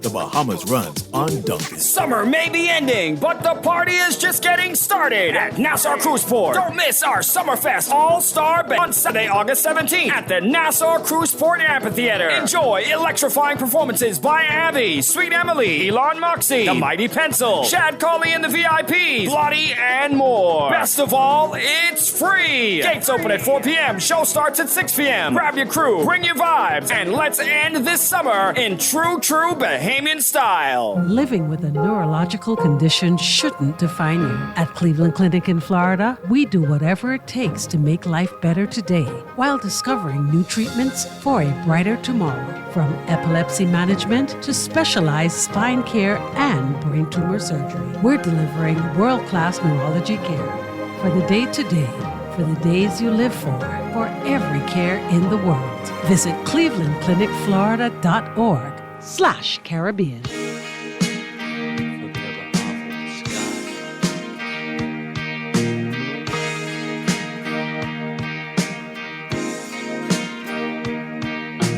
Woman, I can hardly express my mixed emotions and my thoughtlessness. After all, I'm forever in your debt. And woman, I will try to express my inner feelings and thankfulness for showing me the meaning of success.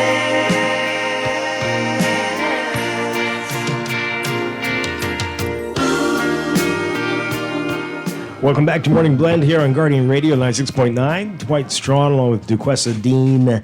And this morning, changing gears, we are going to be talking about a special event that's coming up this weekend as part of the Lead Her campaign. Here to tell us all about this, we're very pleased to welcome from the Catherine Florence Initiative, CFI, Crystal King and Ashley Hanna. Ladies, welcome to the show. Great to have you with us. Thank you for having us. Thank you. I'm very excited to be here. It's our pleasure. It's our pleasure. All right, so let's begin with what CFI, Catherine Florence Initiative, is all about. What is it? So the Catherine Florence Initiative is essentially a passion project that we've been working on and off for the last 2 years.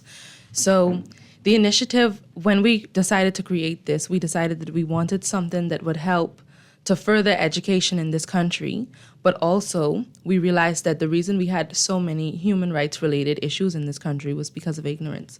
So we figured that if we can use education to cure that ignorance, then we would be helping to push our country forward. Mm-hmm. Okay, what type of human rights issues are you talking about? So, seeing that this is our official first year in doing this, we decided to begin with women's rights issues in the country because, it was a hot topic last year. It's still a hot topic now. So, well, the way that the initiative started in the first place was back in 2022. Crystal and I ended up having an extensive conversation on different 16 hours in total, according to FaceTime. On various women's rights issues based on certain things that had happened in the country at the time. One including a really unfortunate case of incest that was in the news. And I was doing a feminism course in my 4th year of undergrad where we had to write letters to an individual or organization about a women's rights issue that we were especially passionate about. And the women's rights issue that I decided to discuss was the issue of marital rape. And I decided to write my letter to Prime Minister Davis and the PLP administration. I never sent it, but I wrote it though. And this caused Crystal and I to, talk for a really long time about these issues that we were especially passionate about. And we said, it doesn't make sense for us to just talk about it and complain and not do anything. Mm-hmm. Yeah. So we started writing articles for the Nassau Guardian. And our first article was published in February. And we had our second one come out in June. And our third one just got released about, I want to say, 4 weeks ago in July. Mm-hmm. And we've been tackling issues of gender roles from a biblical perspective and the issue of consent and rape. Yeah. So, wow. And the reason we chose to tackle things from a biblical perspective was because we decided, okay, how do we... So at the time when she was studying her feminism course, I was in my undergrad studying law, and I was working as a student sexual violence consultant for my university at the time. And so I was kind of thrust into that world as well, which, by the way, was a world I did not want to be in prior to actually being in it. Right. And when she and I started taking it seriously and deciding we really wanted to talk about these kinds of things, we said, okay, how do we speak to people in a way that's not condescending, in a way that corrects the prevailing narrative, and in a way that won't get us canceled. Right. And we chose a biblical perspective because Ashley and I are both Christians. We know that a lot of people in this country are Christians, and even those that aren't Christian grew up in the church. Mm-hmm. So we figured that this would be common ground for everyone speaking about it in that way. All right, so I want to talk more about that. But before you go on, tell us more about the name. Yeah, who is? Catherine Florence. Well, we could go on for a very long time about those names. So essentially, a long time ago now, it feels like, Ashley and I said that we wanted to come back home because we both weren't big fans of the countries we went to do university in.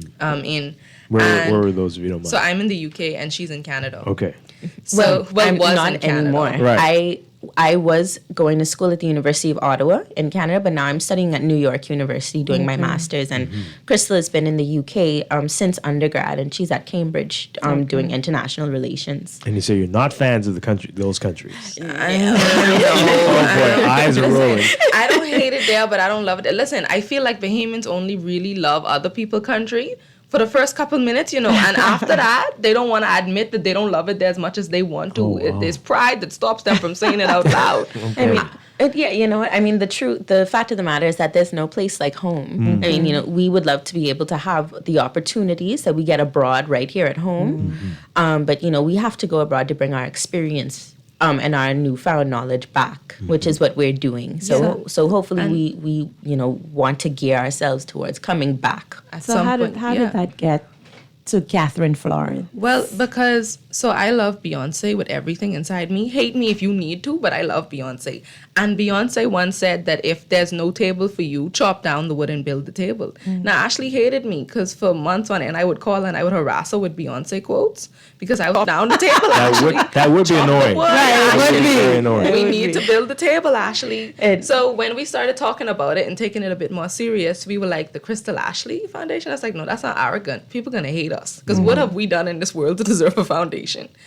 So we floated around a couple names, and then we landed on Catherine Florence. So Catherine is my great, let me see if I can get this right, my great-great-great-grandmother. She's 106 years old, still up and kicking, stressing everybody out. Mavi is truly God's strongest soldier. Okay. So when I was younger, I won't tell the whole story, but when I was younger, I said to Mavis that I wanted to do something when I grew up. And this was something that I had said to multiple people. Because, when you're a kid, you tell everybody. And everyone had laughed at me. Now, I was a very naive and stupid child. So in my mind, I'm like, they're laughing, but when I do it, they're going to be really mad. So I said to Mavis, this is what I want to do, and people keep laughing. And she paused. At the time, she would have been around 95. She paused. She looked at me. She said, stupid people do this kind of thing all the time. No one laughs when stupid people do it. How old are you, baby? And you smarter than them? You better go do it. So when I went off to university, I said to Mavis at the time, Mavis, I don't know if I care to come back home. And Mavis said to me, you better come back home. We done spend all this money for you. She said, stupid people come home and they do these things that they're not trained or equipped to do. And we allow it. We allow foreigners to come in with half the experience of the average Bahamian. And we praise them when they do these things. So she said to me, you better come home. Because otherwise, you just as useless as the rest of them. And I was like, oh. And I also harassed Ashley with that quote from Mavis. We can't be useless, Ashley. Okay, so that's the Catherine. In terms of Florence is my second middle name. Florence, I was named after my mom's mom. So I have two middle names. My first name is Angela. My first middle name is Angela. My second middle name is Florence. Florence, may her soul rest in peace. She passed away back in 2013. And she passed away from Alzheimer's. And she had Alzheimer's from the time that I was born. So she was able to recognize me as her grandchild, but by the time that she had passed away, she was in a vegetable state. So I have very fond memories of her when I was young, but it's unfortunate seeing her in that state. But she had, unfortunately, her husband passed away when my mother was 16. And she was, took on the role of a single mother and raised 4 children, sent them all off to school, and, made sure that they had the life that, they had a much better life than her. And I thought, she's an extremely powerful matriarchal figure in my family. And I wanted to pay homage to her with the name. Very nice. Yeah, very nice. All right, so tell us from the biblical perspective that you talk about, marital rape and other issues like that, your perspective on it. Okay, well, our first issue that we tackled in our articles was gender roles from a biblical perspective. Now, gender roles was, gender roles required a lot of research, a lot of time and effort, a lot of first, second, and third, and fourth, and fifth drafts. But there is a way to approach gender roles based on theory and application. And what we decided to do was we decided to dismantle the idea that the Bible puts men and women into a strict binary on what they should do versus what they shouldn't do. We wanted to establish the ground that that is not the case based on what the Bible says. And a lot of it has to do with cultural context. So what we said of talking about a woman's role, we decided to use the Proverbs 31 woman, which is a very staple chapter in the Bible that is used to describe what a woman's roles are in the home. But on top of what her roles are in the home, there are so many different verses in that chapter that speak about what she does. She had her own vineyard. She had a business. She sold linens to merchants. She, on top of running her household and being the wife of a respectable man in the land, she also had her own. Resources, her own funds, and she was able to actually provide for herself while also working, taking up duties as a wife to her husband. And then in terms of a man's role as a provider, we also wanted to speak about the fact that the Bible speaks about submission as a leader, because you have to submit to Christ in order to expect someone to follow you. We spoke about, we gave the example of Jesus cooking for his disciples as a sign of, the master taking on the role of a servant to lead by example. And we also used the example of Jesus girding himself to wash his disciples' feet. In that scripture, Peter says that he is unworthy of getting his feet washed. And Jesus said, if you are a part of me, then you will allow me to do this for you. We decided to use these as examples to show that as leaders, men should be able to lead by example by showing that they can serve and they can submit.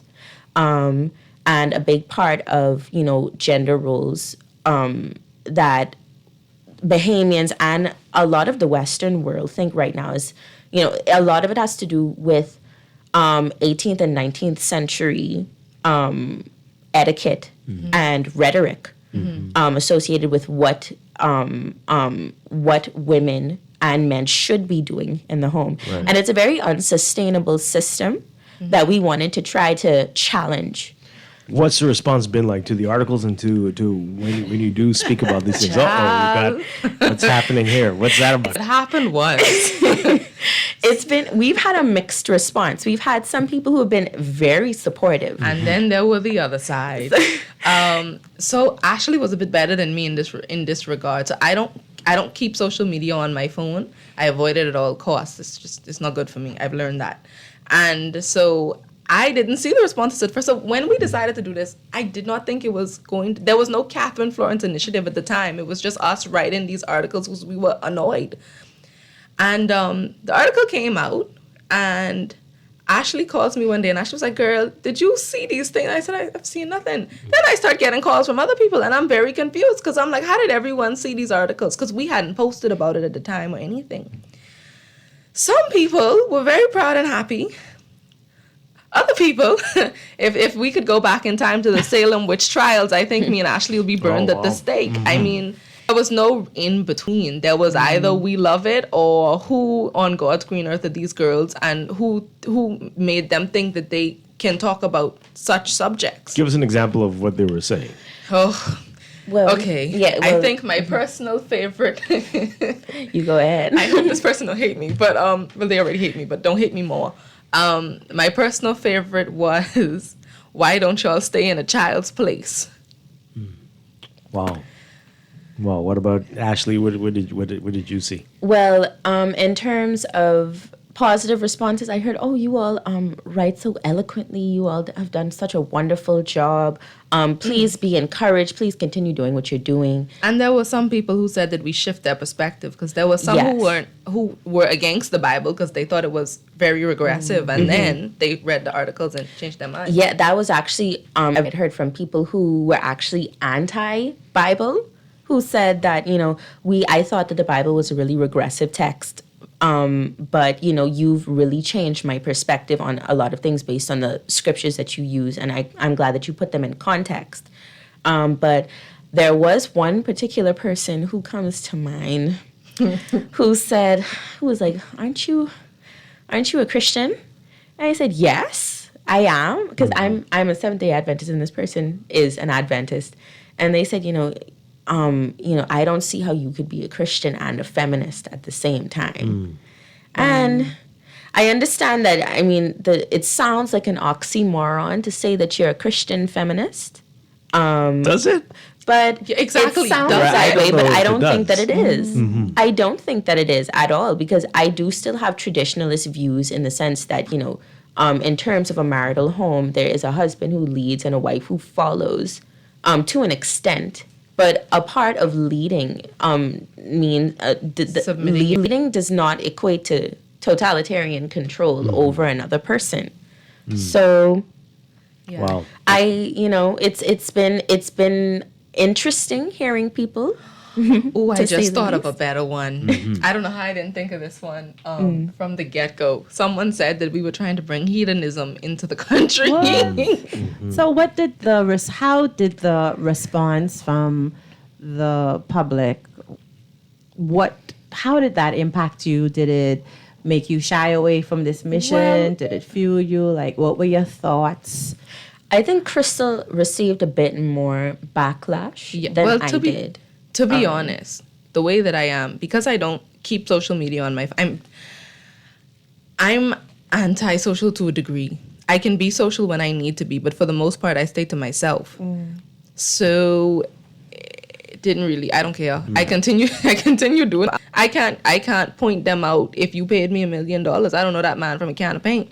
So I thought to myself, I'm not letting someone who's sitting behind a screen try to tell me what I can and can't do, because I think one of those folks is texting us Yeah. this morning. Be prepared. The woke mob just refuses to accept that people see things differently from you, and your truth isn't the only truth. My suggestion is that you drop the feminism courses. They are the poison that has destroyed society. Okay. But especially social sciences and academy, or I guess academia. Social sciences are no longer credible. Wow. Did they put their name to that? No. all of it is anonymous. Okay, that's fine. Okay, I'll answer that one. So my first thought to that person is put down the Jordan Peterson and have some thoughts for yourself. My second thoughts on that, I think, did you even read the articles? Because if you this interview this morning very out of context, read the articles before you say that. This is not American feminism here. We tailored this specifically to our country. We don't care about how Americans conduct their version of feminism. Quite frankly, we don't even always agree with what the American standard for feminism should be. Please do not tell me to put down no feminism course when I was raised by women. My grandmother raised me. She is the strongest woman I've ever met. My aunts helped to take care of me, and I have a lot of aunties who defy what you may think is a woke agenda. And also, do you even quite understand what the woke agenda is supposed to be? Because a couple years back, when Finland was trying to get us independence, that would have been considered a woke agenda. If you want to apply that in the American context, the idea of not having slaves anymore would have been considered a woke agenda. So respectfully, be for real. Wow. All right, we're running out of time. Weekend. What is You this got about? this one, Ash. Of course. So after getting a lot of traction with our articles, we decided that we wanted to raise funds to donate to a charity. We wanted to donate to the Bahamas Crisis Centre because they do so much good work. And they are constantly in need of resources to help to facilitate abuse victims who are coming in seeking assistance. So we decided that we wanted to put on a fundraiser for them. And we spoke with one of their representatives, Miss Cleopatra Christie. She's Shout been out wonderful. to Miss Cleopatra Christie. And she said that they would be happy to support us. They're really excited to see young ladies who went off to school and got experience abroad coming back home to help their organization. So we're having a fundraiser at the New Providence Community Center. Reception and networking event at 4:30, and we have a talent show and concert starting at 6. So our 100% of the proceeds go directly to the New Providence Community Center.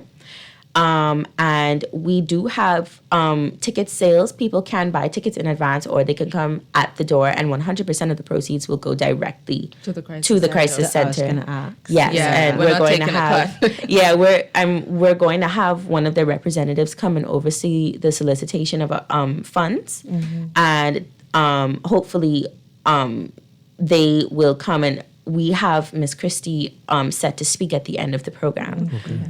So we hope that, everything goes well, everything goes according to plan. You all are also invited. Even those that think we're the woke mob, feel free to show up and support the children. If you really believe the things that you believe based on that comment, come out and support the children. That's important because they're going to choose to showcase young Bahamian talent. It's bigger than just fundraising. And because as important as that is to us, it's also important for us to create an environment and a stage where they feel comfortable to display their talents because we have so much talent in this country that goes unnoticed. So, come out and support. So you all are going back to school Yes. soon. Okay. Yes. So before you go back to school, we have to have you back for a full conversation because this is crazy stuff. Yeah. Text line right now. Oh Lord. So this fundraiser is Sunday? Yes, this coming Sunday, August 18th. At the New Providence What Community time? Center. From 4:30, we're having our cocktail reception and networking event at 4:30. Okay. Goes until 6, and then we have our talent show and concert how starting much at is it? 6. We have general admission tickets for adults starting at $20, starting at $15. Children's tickets starting at $10. And then we have cocktail table tickets for $50 per person and VIP table tickets for $150 per person. Okay, excellent. Yes. Crystal King, Ashley Hanna, again, we're going to have you back before you go back to school. And we're going to need you on for maybe an hour or more. Oh Lord, it's gonna that be- many? It's going to be a Y'all, lot. it's only 9:11 a.m. in the morning. It's 9:11. Thank you for being here. Again, the Catherine Florence Initiative, and this is the Lead Her campaign. Thank you very much. Thank you so much. Oh, and Thanks for follow having us on our socials. So my Instagram handle is Chrissy the Great, CRYSSYTHEGREAT, and Ashley is. I'm at _Ashley.Hannah, and we have a Women's Rights 242 on Instagram as well. Yeah. Okay. Thank you very much. Thank Appreciate you for it. having us. Thank you. We're going to take a break for news and be back with Morning Blend Business. You don't want to miss it. Stay with us. Never meant to cause you sorrow or pain. So let me tell you again and again and again.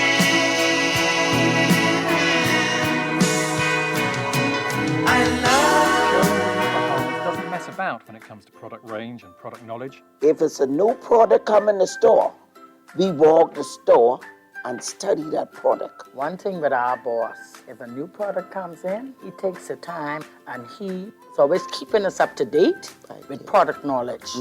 And we just had 9 weeks of different products that we had to study, some at the end of each product. Yeah. The only way we can sell the product effective, we have to know that product. Yeah, that Yes, helps us to yes. relate to our customers. It gives us better knowledge to know what product to introduce to them. You understand? So we can know what product to give them to use and what product not to give them to use. So product knowledge is really key in Sherwin-Williams. They got the keys. And the key is the product knowledge that comes with our extensive product range at Sherwin-Williams Paints, Bahamas. Find color in every day. This is Guardian Radio 96.9 FM, Nassau, Bahamas. The views and opinions of the hosts and guests are their own and do not necessarily reflect the position of the management and staff of Guardian Network.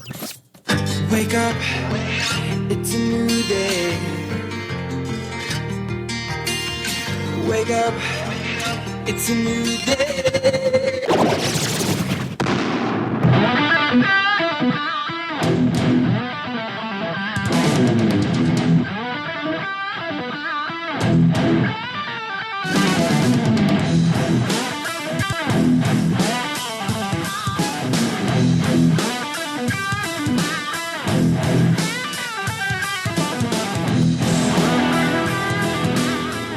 Good morning and welcome to Morning Blend Business on this Tuesday, August 13th, 2024. Welcome back to our Morning Blend listeners. Once again, I'm Dwight Strachan along with Duquesa Dean. And this morning, we are talking about sandals in Exuma, the Emerald Bay Resort, and very pleased to have with us as our guest, the General Manager, Jeremy Mutton. Good morning, sir. Great to have you with us. Morning. Good to be here. Thank you so much. All right, so we have a lot we want to talk with you about, especially the renovations and the transition to beaches.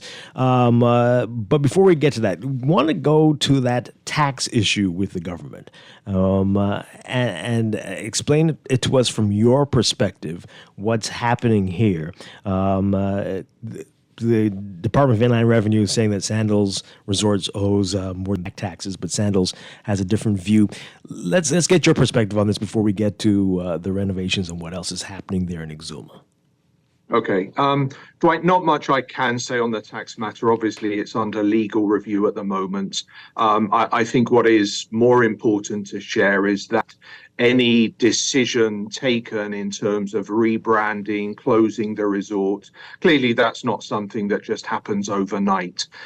So the actual plans to convert Sandals Emerald Bay have been on the cards with our company for a very long time now. We're very excited in terms of we just found the time was right in terms of having another beaches resort and the first in Bahamas.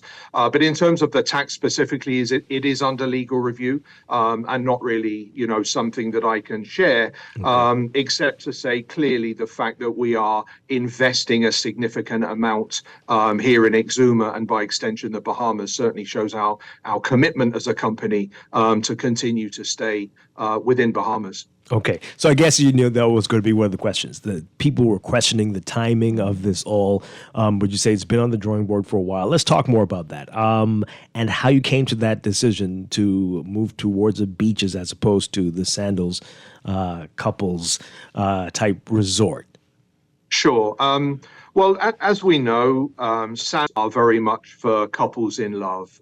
Started many years ago as couples, and it was kind of almost a natural progression for most couples. They don't stay couples for forever. Families, children will come along, and so beaches kind of was a natural progression years ago from Sandals. Couples loved the Sandals concept. They loved, the luxury included concept, but they wanted to enjoy it and experience it with their families. So that's kind of how beaches evolved. What has happened over the last few years, though, we have continued to develop, continue to expand the Sandals portfolio. Just in the last few years, we have a new resort in Jamaica and even new destinations, Curacao, St. Vincent and the Grenadines. But frankly, the beaches brand, while the demand has been there and very strong, we just haven't grown it. So when we looked at Sandals Emerald Bay, we looked at our development in Exuma. We knew it was ready for refurbishment and renovations, and we just thought it was the right time. The business demand is definitely there for another family resort. And so that's kind of how Beaches Exuma come about. And I go back a few years when Sandals took over this resort back in, 14 years ago. It was actually designed, it was actually constructed and operated for a few years under Four Seasons as a family resort. And I think it was always our company's intention that one day we would go back to that family resort concept. At the time, 14 years ago, when we came into Exuma, we thought the Sandals brand was stronger. Because Great Exuma was kind of not that well-known destination that perhaps it is today. And so bring in the airlift, bring in that demand. 14 years later, we're now here, and we really feel that it's now ripe for transitioning to a family resort. Mm-hmm. I know you say you have Sandals all over the region, and you've got Sandals Royal Bahamian here in New Providence, but is it not possible for there to have been both maybe, Sandals and the beaches, or was that considered at all? Sure. No, we looked at everything. We looked at continuing as a Sandals, expanding, having one next to another. That's not something that we've done, but who knows what would happen in the future. But just, again, going back to looking at the demand in Bahamas, the demand for Exuma, and within our company, we only have 3 beaches resorts. So it really was right that we focused all our attention and efforts on the beaches concept. Mm-hmm. Let's talk more about the beaches concept. Right. Tell us more about it before we get to the renovations and what that's going to entail for those who aren't familiar with beaches. Yes, a similar concept to sandals, except it is for families. It is for groups. It is for singles. Couples can go to a beach. There's nothing wrong with that. But it really is kind of more all-encompassing. We have other beaches, resorts in Jamaica, Turks and Caicos, but this one is going to be a bit different. I will be very honest. We're looking more at the beauty of Exuma and what Exuma has as a destination. So yes, we'll have the splash park. Yes, we'll have the kids camp. We'll have all of those amenities on resort for the children. But we're also looking at a lot of ecotourism ideas. Stargazing. Where better in the world than Exuma to do that? Taking the kids out to the mangroves to learn about the wildlife, the birds. So it's taking the beaches concept to another level that kind of plays on what Exuma has to offer, the best of Exuma, keeping the Greenship golf course, keeping our Red Lane Spa. We've already been in discussion with our tour providers to say, hey, what can we do for families? So very exciting time.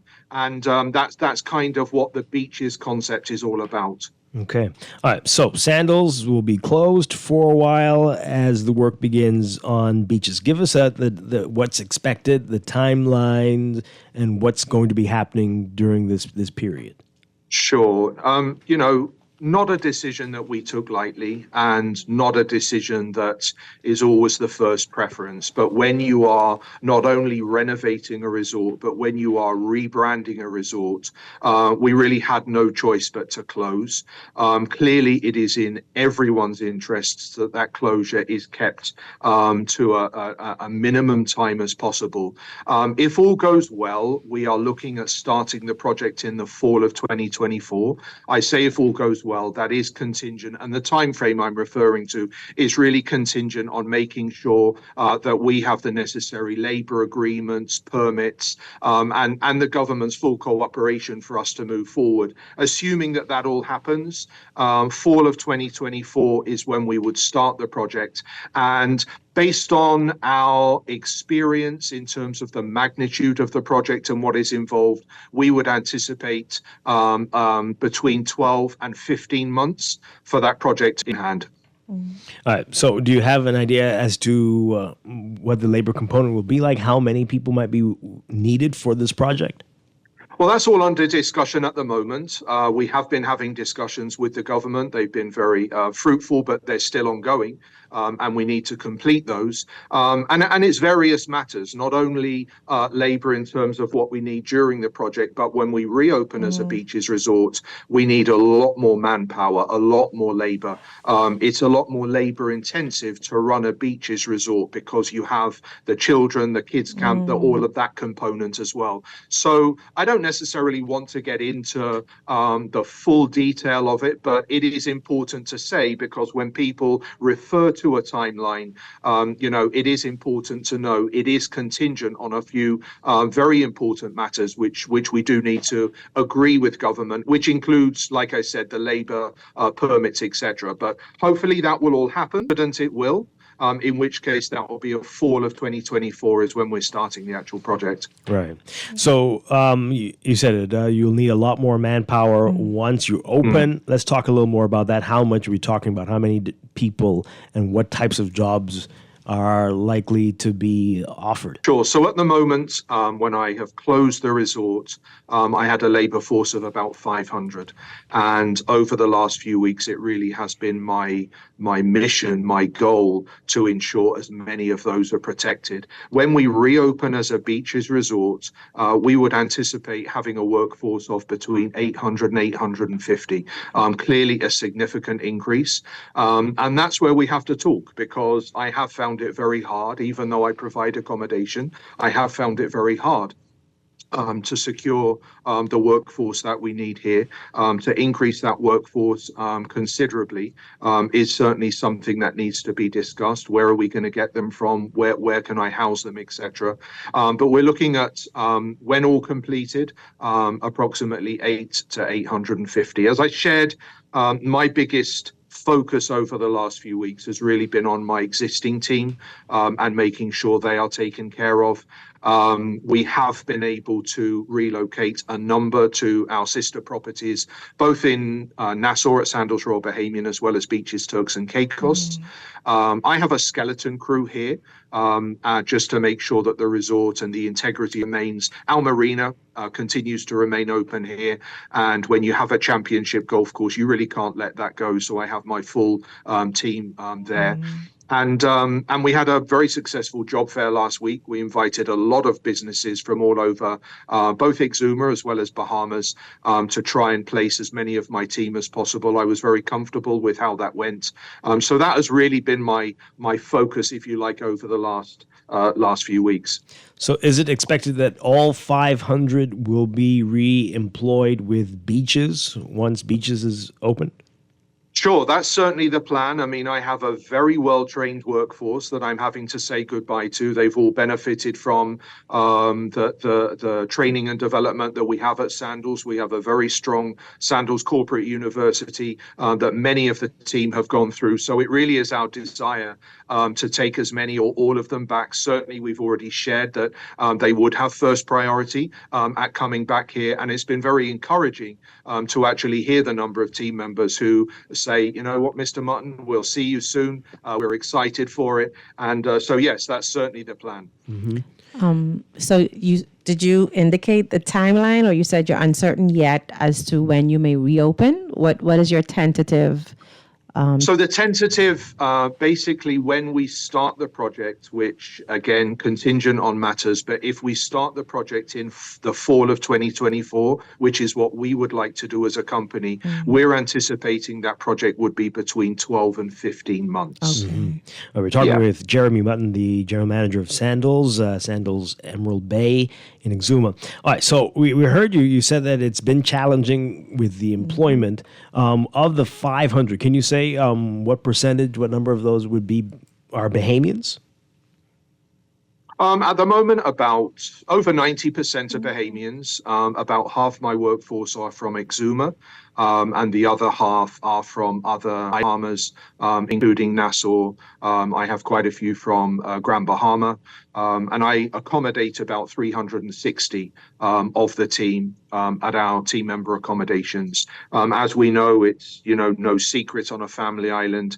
To find accommodation is very challenging. To find reasonably priced accommodation is very challenging, which is why we're not only looking at our existing accommodation that we have, but quite frankly, it would be necessary to expand that in order to achieve the workforce that I would need. We always go on regular job fairs. We've joined the government with the Labour on the Blocks program. We ourselves have gone to various islands to do our own. But it is a constant challenge when you have such a large workforce, to be honest with you, on a relatively small island like Exuma. And this is pretty unique, that the beaches that is being developed is very unique. There is nothing like it in Bahamas, quite frankly. There's not any other family island, what we're planning and developing. And that's why I said it takes a while. This has been going on for a very long time in terms of the initial discussions, the actual rebranding exercise, and that will continue. Let's talk some more about the challenges you're finding with employment. Specifically, what are some of the issues that you're facing, and what would you like to see changed? I think it's, some of what I'm experiencing is perhaps a worldwide issue, to be honest with you. It's hard for me to attract a younger type of person to a family island like Exuma when there aren't a lot of positive distractions for them.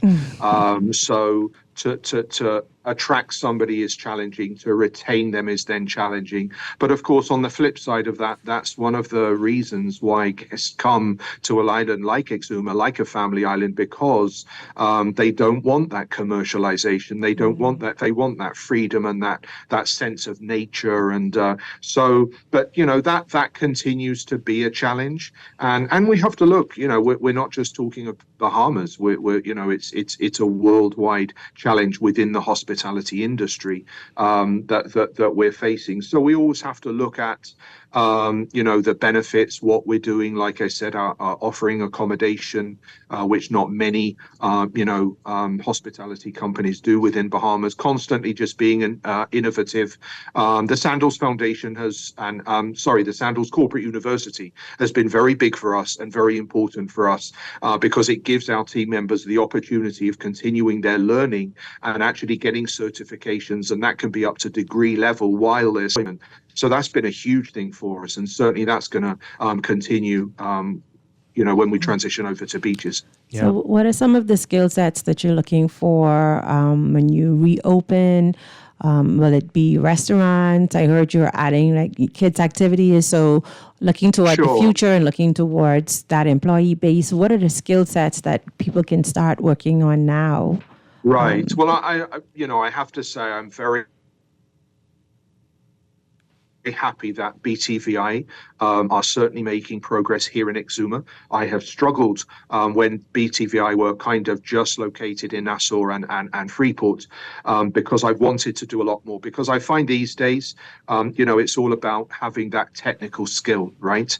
And so BTVI, are certainly a lot stronger now here in Exuma. They have just recently advertised many courses. All you pay is the $25 registration, and those courses are then free. And they cover a wide range of skills that I would be needing when we reopen, whether that's cosmetology, looking at diving, all categories within engineering.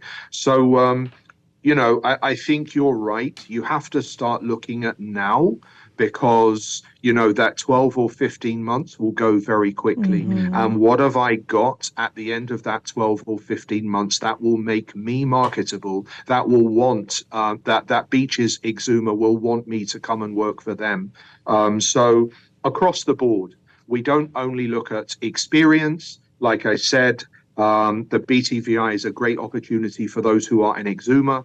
But people have to start looking now. Yeah. Wow. I'm sure you've heard it. Community leaders are concerned. They're worried about these 12, 15 months or so without Sandals there. What the impact this will have on the economy in Exuma. I know it's beyond you, but I mean, what do you say to those folks? Sure.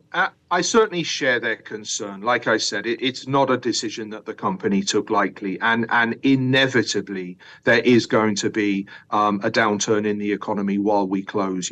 Sandals has been the driver of Exuma over the years, largest employer, largest business by far, and you can't ignore the airlift as well. I always remember 14 years ago when I started here, I saw the American Airlines with their propellers coming into Exuma. I'd never seen that before. And that was the only international flight flying in at the time. And I always remember Chairman, he flew in all the execs of Air Canada, Delta, American. He wanted to put Exuma on the map. It really wasn't on the map at the time. We felt that the Sandals brand would help that process.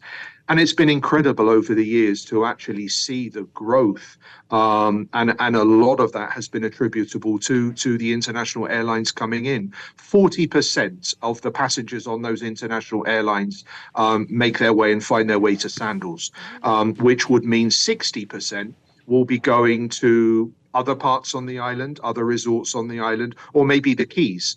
But I say that to say clearly Sandals has been the driver of those airlines, and inevitably I have no doubt there are some airlines that may cut back.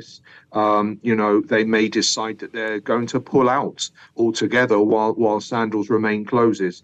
And all I can say is that is why, as a company, we want to move forward on this as expeditiously as possible. We want to start in the fall of 2024. We want it to be that 12 to 15 months, which is quite challenging, I'll be honest with you, in terms of the time frame to rebrand. And as long as we're contingent on getting those agreements. That's the plan, because we need to, and definitely it is going to have an economic downturn. And I don't just mean in terms of direct employment. Like I said, when you don't have international airlift coming into an island like Exuma, that is going to be a problem, and it affects everyone across the board: shops, taxi drivers, tour operators. It will. On the other hand, I will be the first to say that I have no doubt that when Beaches Exuma opens, it will actually attract more airlift. I mean, I know a couple of years ago, as a company, we were talking to JetBlue, and we wanted them to come to Exuma. And at the time, they actually said, get your beaches resort in order, and we will then start talking to you. So it is going to be a painful period of time. It's one of those one step forward to take two steps, one step back to take two steps forward kind of thing. I do believe eventually when Beaches Exuma opens, you have a lot more traffic coming in automatically. We're not just talking couples like we are at the moment. It will be couples with their 2, 3, 4 children that they're coming here. So automatically it is going to need more airlift, greater airlift. But yeah, Dwight, can't get around the fact that there will be an economic downturn, during our period of closure. Yeah. Duquesa asked you about people getting ready for employment at the beaches, but what about businesses or people who might be thinking this is a great opportunity for me to start a business in Exuma to be ready for beaches? What types of businesses, industries do you think are needed? And what should people be considering at this point from what you know of what your guests want? It's so interesting you say that, because one of the tour providers the other day, they called me and they said, Mr. Mutton, we need to go and visit Beaches Turks. We're not asking you to pay for us to go there. We're not asking, but we're going to go there so that we as a tour provider understand the concept. And it blew me away, being that proactive approach.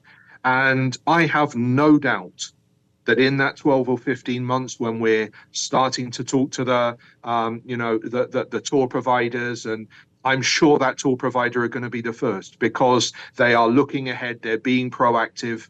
And as I shared, it's, there are no, or there's very few, as far as I'm aware, tour guides, at the moment who would be able to look at bird watching, or I know in some of the other family islands we have that here on Exuma. We never really have. There hasn't necessarily been a need.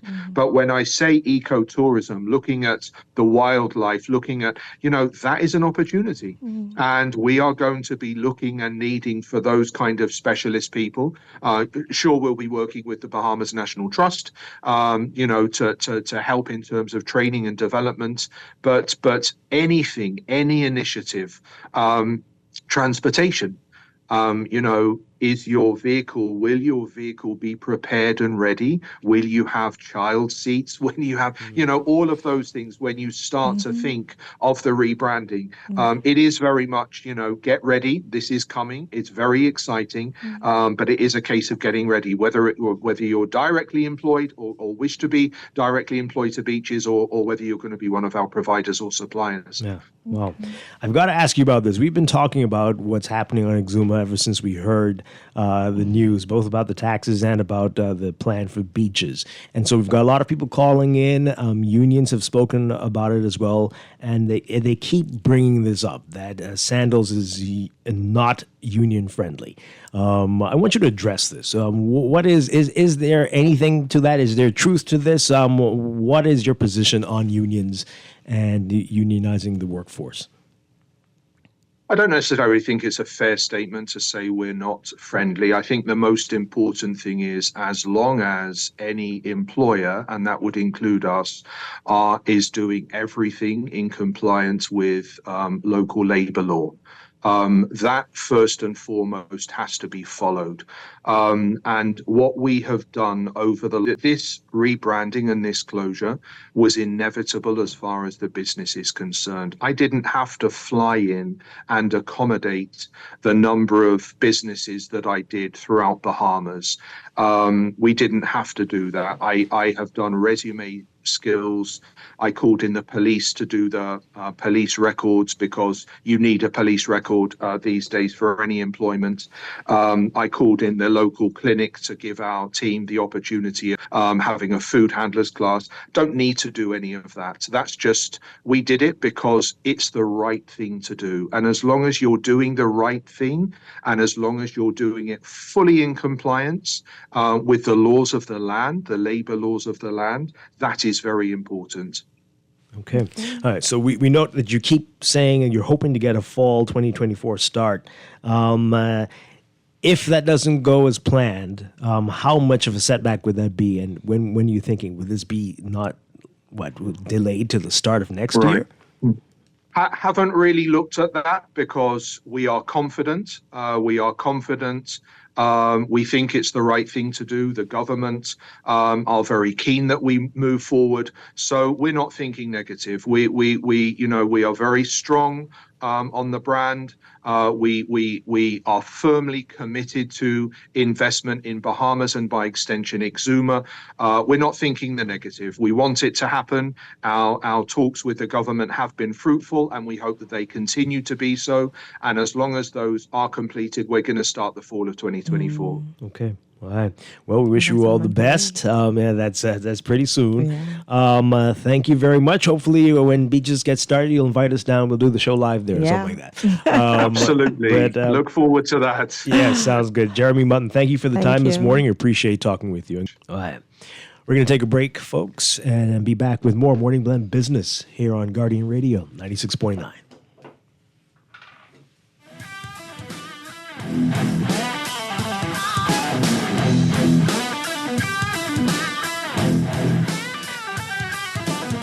Ready to save? You can put $100 into the CFAL Savings Express Plan and make sure your money keeps growing. Earn interest on your savings while you're sleeping, eating, or standing in line at the bank. Ready to invest? Start by putting $1,000 into our mutual funds and earn interest there too. Because at CFAL, your interest is our interest. Visit CFAL.com to start now. CFAL, growing wealth for future generations of Bahamians. Calling all young champions, supportive sidekicks, and wise mentors. Are you ready to unleash your back-to-school superpowers? Fly into John Bull Business Center, gear up, and enjoy a super 20% off all school supplies and 10% off on teaching aids. And that's not all. With every purchase now through September 7th, a $1,000 shopping spree. Zoom in to John Bull Business Center today and gear up like a true super student.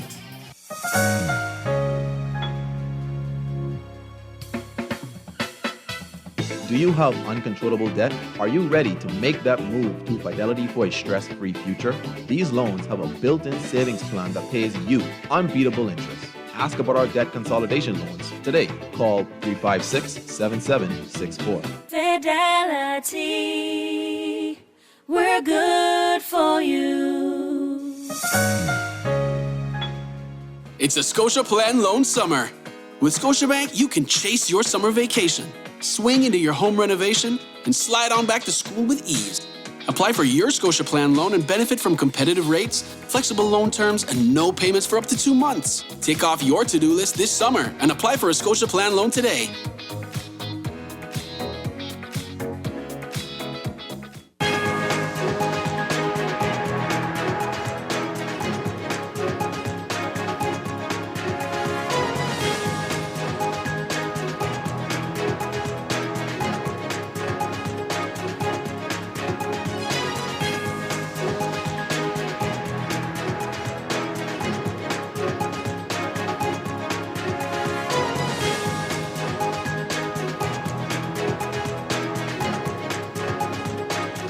It is time for your morning business report brought to you by CFAL. Bank of the Bahamas generating $19.7 million in net income for its fiscal year that ended June 30th, 2024. That represents a 72.8% increase compared to the bank's previous fiscal year. According to a statement released by the bank, it ended the previous fiscal year with $11.4 million in net income and hailed the banner year. The bank also reported strong income from its retail banking segment and improvements in asset quality and credit production. Managing Director Neil Strachan says that the bank also experienced consumer loan growth of 21% during the completed fiscal year. Read more about that in today's Guardian business section. CIBC Bahamas Managing Director Dr. Jackie Bend saying the bank's decision to raise monthly banking fees is unavoidable, noting that while the cost of doing business has increased, not all fees have changed. She says that after a thorough analysis of prevailing market trends, some fees have simply been brought in line with the current market trends. Starting on September 1st, CIBC will charge a monthly maintenance fee of $3.85 on personal banking accounts, up from $2.75, and they'll charge $19.80 on corporate banking accounts. In addition, withdrawal fees from personal banking accounts will be at $3.30, up from $3.03. Business checking account withdrawal fees will be $2.20, up from $2.04, and corporate checking withdrawal fees will be $2.20, up from $2.04. Monthly deposit fees on personal banking accounts will increase from $3.03 to $3.30, and on business checking accounts, it will go up from 72 cents to $1.10, and on corporate checking accounts will increase from 83 cents to $1.10. Bahamas is interested in growing rice in the Family Islands. That's according to the Ministry of Agriculture. Minister Jomo Campbell appealing to the Chinese ambassador during a courtesy call for China's technical help in establishing rice crops. Campbell says that rice is a staple in every Bahamian's meal and is a large part of the country's high food import bill. Campbell says the country's interested in getting into this as soon as possible. The Office of the Attorney General has announced that the government is moving to tax large multinational enterprises that operate in this country and gross over 750 million euros in annual turnover. In a release to the media, the Office of the Attorney General is saying that the government wants to advise the public that the draft domestic minimum top-up tax bill has been released for public consultation. The bill seeks to implement a qualified domestic minimum top-up tax on large multinational enterprises with at least 750 million euros in. The legislation could generate $140 million annually. Government says that the implementation of this is a significant measure under a two-pillar solution agreed to by over 130 countries, including the Bahamas, that are part of the OECD G20 Inclusive Framework on Base Erosion and Profit Shifting. And the Bahamas Chamber of Commerce and Employers Confederation will launch its Chamber Institute at the end of the month. Chamber Executive Director Dr. Leah Roll telling Guardian Business that the Chamber will run its first course, the Certified Business Professional, on August 26th. The course will run for 4 weeks, and Roll will be lecturing it. The classes will be capped at 25 individuals and $1,250 for non-members or $1,000 for chamber members. Overseas, wholesale price increases in the United States eased in July, suggesting that inflation pressures are further cooling as the Federal Reserve moves closer to cutting interest rates, likely beginning next month. The U.S. Labor Department reported Tuesday that its Producer Price Index, which tracks inflation before it reaches consumers, rose 0.1% from June to July. That was down from 0.2% rise a month earlier. And compared with a year earlier, prices were up 2.2% in July. That was the smallest such rise since March and was down from a 2.7% year-over-year increase in June. The July wholesale figures reflect a broad and steady slowdown in price increases, which peaked at a 4-decade high in mid-2022, but are now moving toward the Fed's 2% inflation target. On Wednesday, the Labor Department will release the most price index.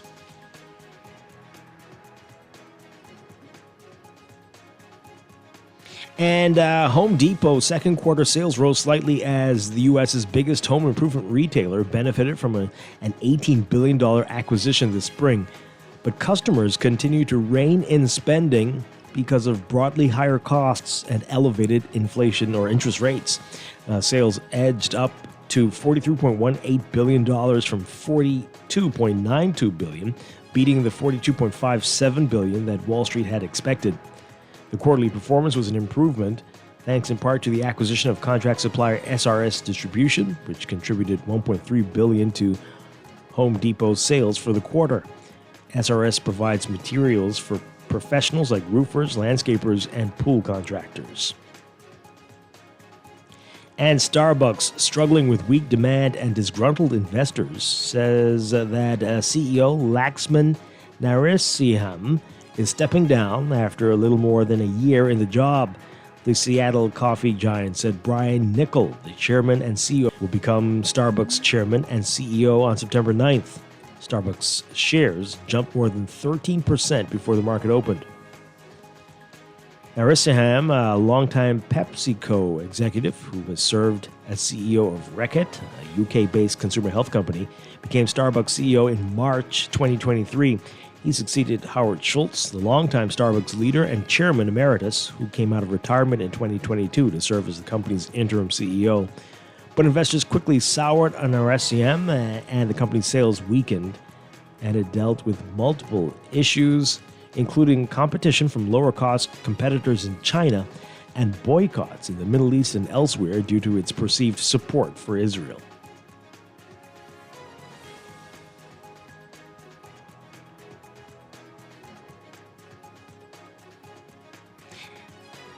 In your Market Watch, recapping trading on the BISX. From Monday, your market movers, APD Limited moving 291,910 shares, closing unchanged at 44.64. Bahamas Waste moving 250, unchanged at $11.06. Commonwealth Bank moving 7,854, unchanged at $5.02. Consolidated Water down 18 cents, closing at 5.26. Emira Incorporated down 3 cents, closing at 8.69. The BISX All-Share Index closing at 2,942.56, down 0.21. That's your Market Watch. And that is your morning business report, brought to you by CFAL, growing wealth for future generations.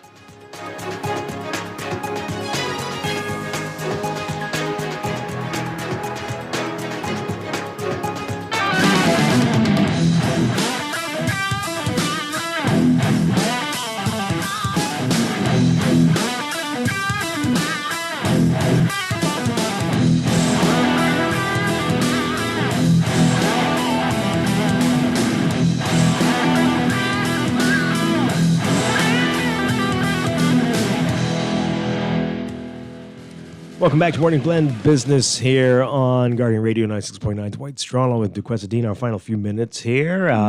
We can talk about sandals and what they're planning on doing there, becoming a beaches and bank fees. I know you were talking about this off air. For months now. Boy. And once one does that, yeah, the others will follow shortly. So everybody get ready. I want to say this. I have no issue paying fees if service aligns with those fees. Mm-hmm. I was in one commercial bank this year because I don't go in the banks too often. And I literally stood in one spot for about 20 minutes. And of course, most people are going to be quiet about it. I did get high. My time is just as valuable as yours. You were on the regular line? The regular line, right? Because it's not the bank that my primary bank, right? So I'm like, hey, I'm here on the line. I have things that I need to do too. My time is just as valuable. And it was horrible. Even the manager looked at me and said nothing, right? When I posted about social media on it, when I got home, they reached out to me later in the afternoon, but why didn't your customer service manager come and speak to me? Why didn't a staff member in your branch speak to me, right? But if the service matches the charges, it would be no issue. But when you have 3 business or 4 business accounts, and we're talking $20 a month for each of those fees start to add up, So could there be a discount for multiple accounts? So how about something like that, right? The charges that we're paying is, come on, right? Mm-hmm. the charges are crazy. It is. Like It is. across all of the banks. My goodness. Yeah. And I'm reading that article. It said that the CIBC is one of the 2 lower banks with fees. And so, you're shopping around for fees, you're shopping around for best interest rates. It's really a lot to do banking. Yeah, and getting more challenging, eh? Yeah. Yep. So we're gonna have to talk more about that definitely in the future. Just a couple text messages. This is with our interview just now with Jeremy Mutton with Sandals, Exuma. So this person's asking, are they doing a water park, and is it going to be available for the locals? This is an all-inclusive resort. You don't. That's not going to be available Just to people who aren't research the staying beaches model, there. right? And you'll see what it is. Just like how they are here, but Right. they do offer. I think they still do. Many of the inclusives, all-inclusives, offer passes. You can go to the restaurants, stuff like that. But I don't. You got to be staying there for that, or have a pass. And this texter is about the all-inclusive model of tourism, adding very little value to the local economy other than a few jobs. We need fewer of these, not more. Oh, wow.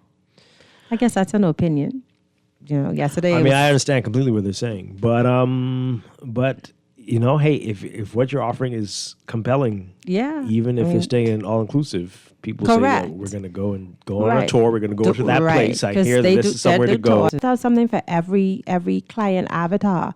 Some clients want something that's all-inclusive. Some people want it what's a la carte. And so the hospitality model has to have something for every one of those traveler types. Yeah.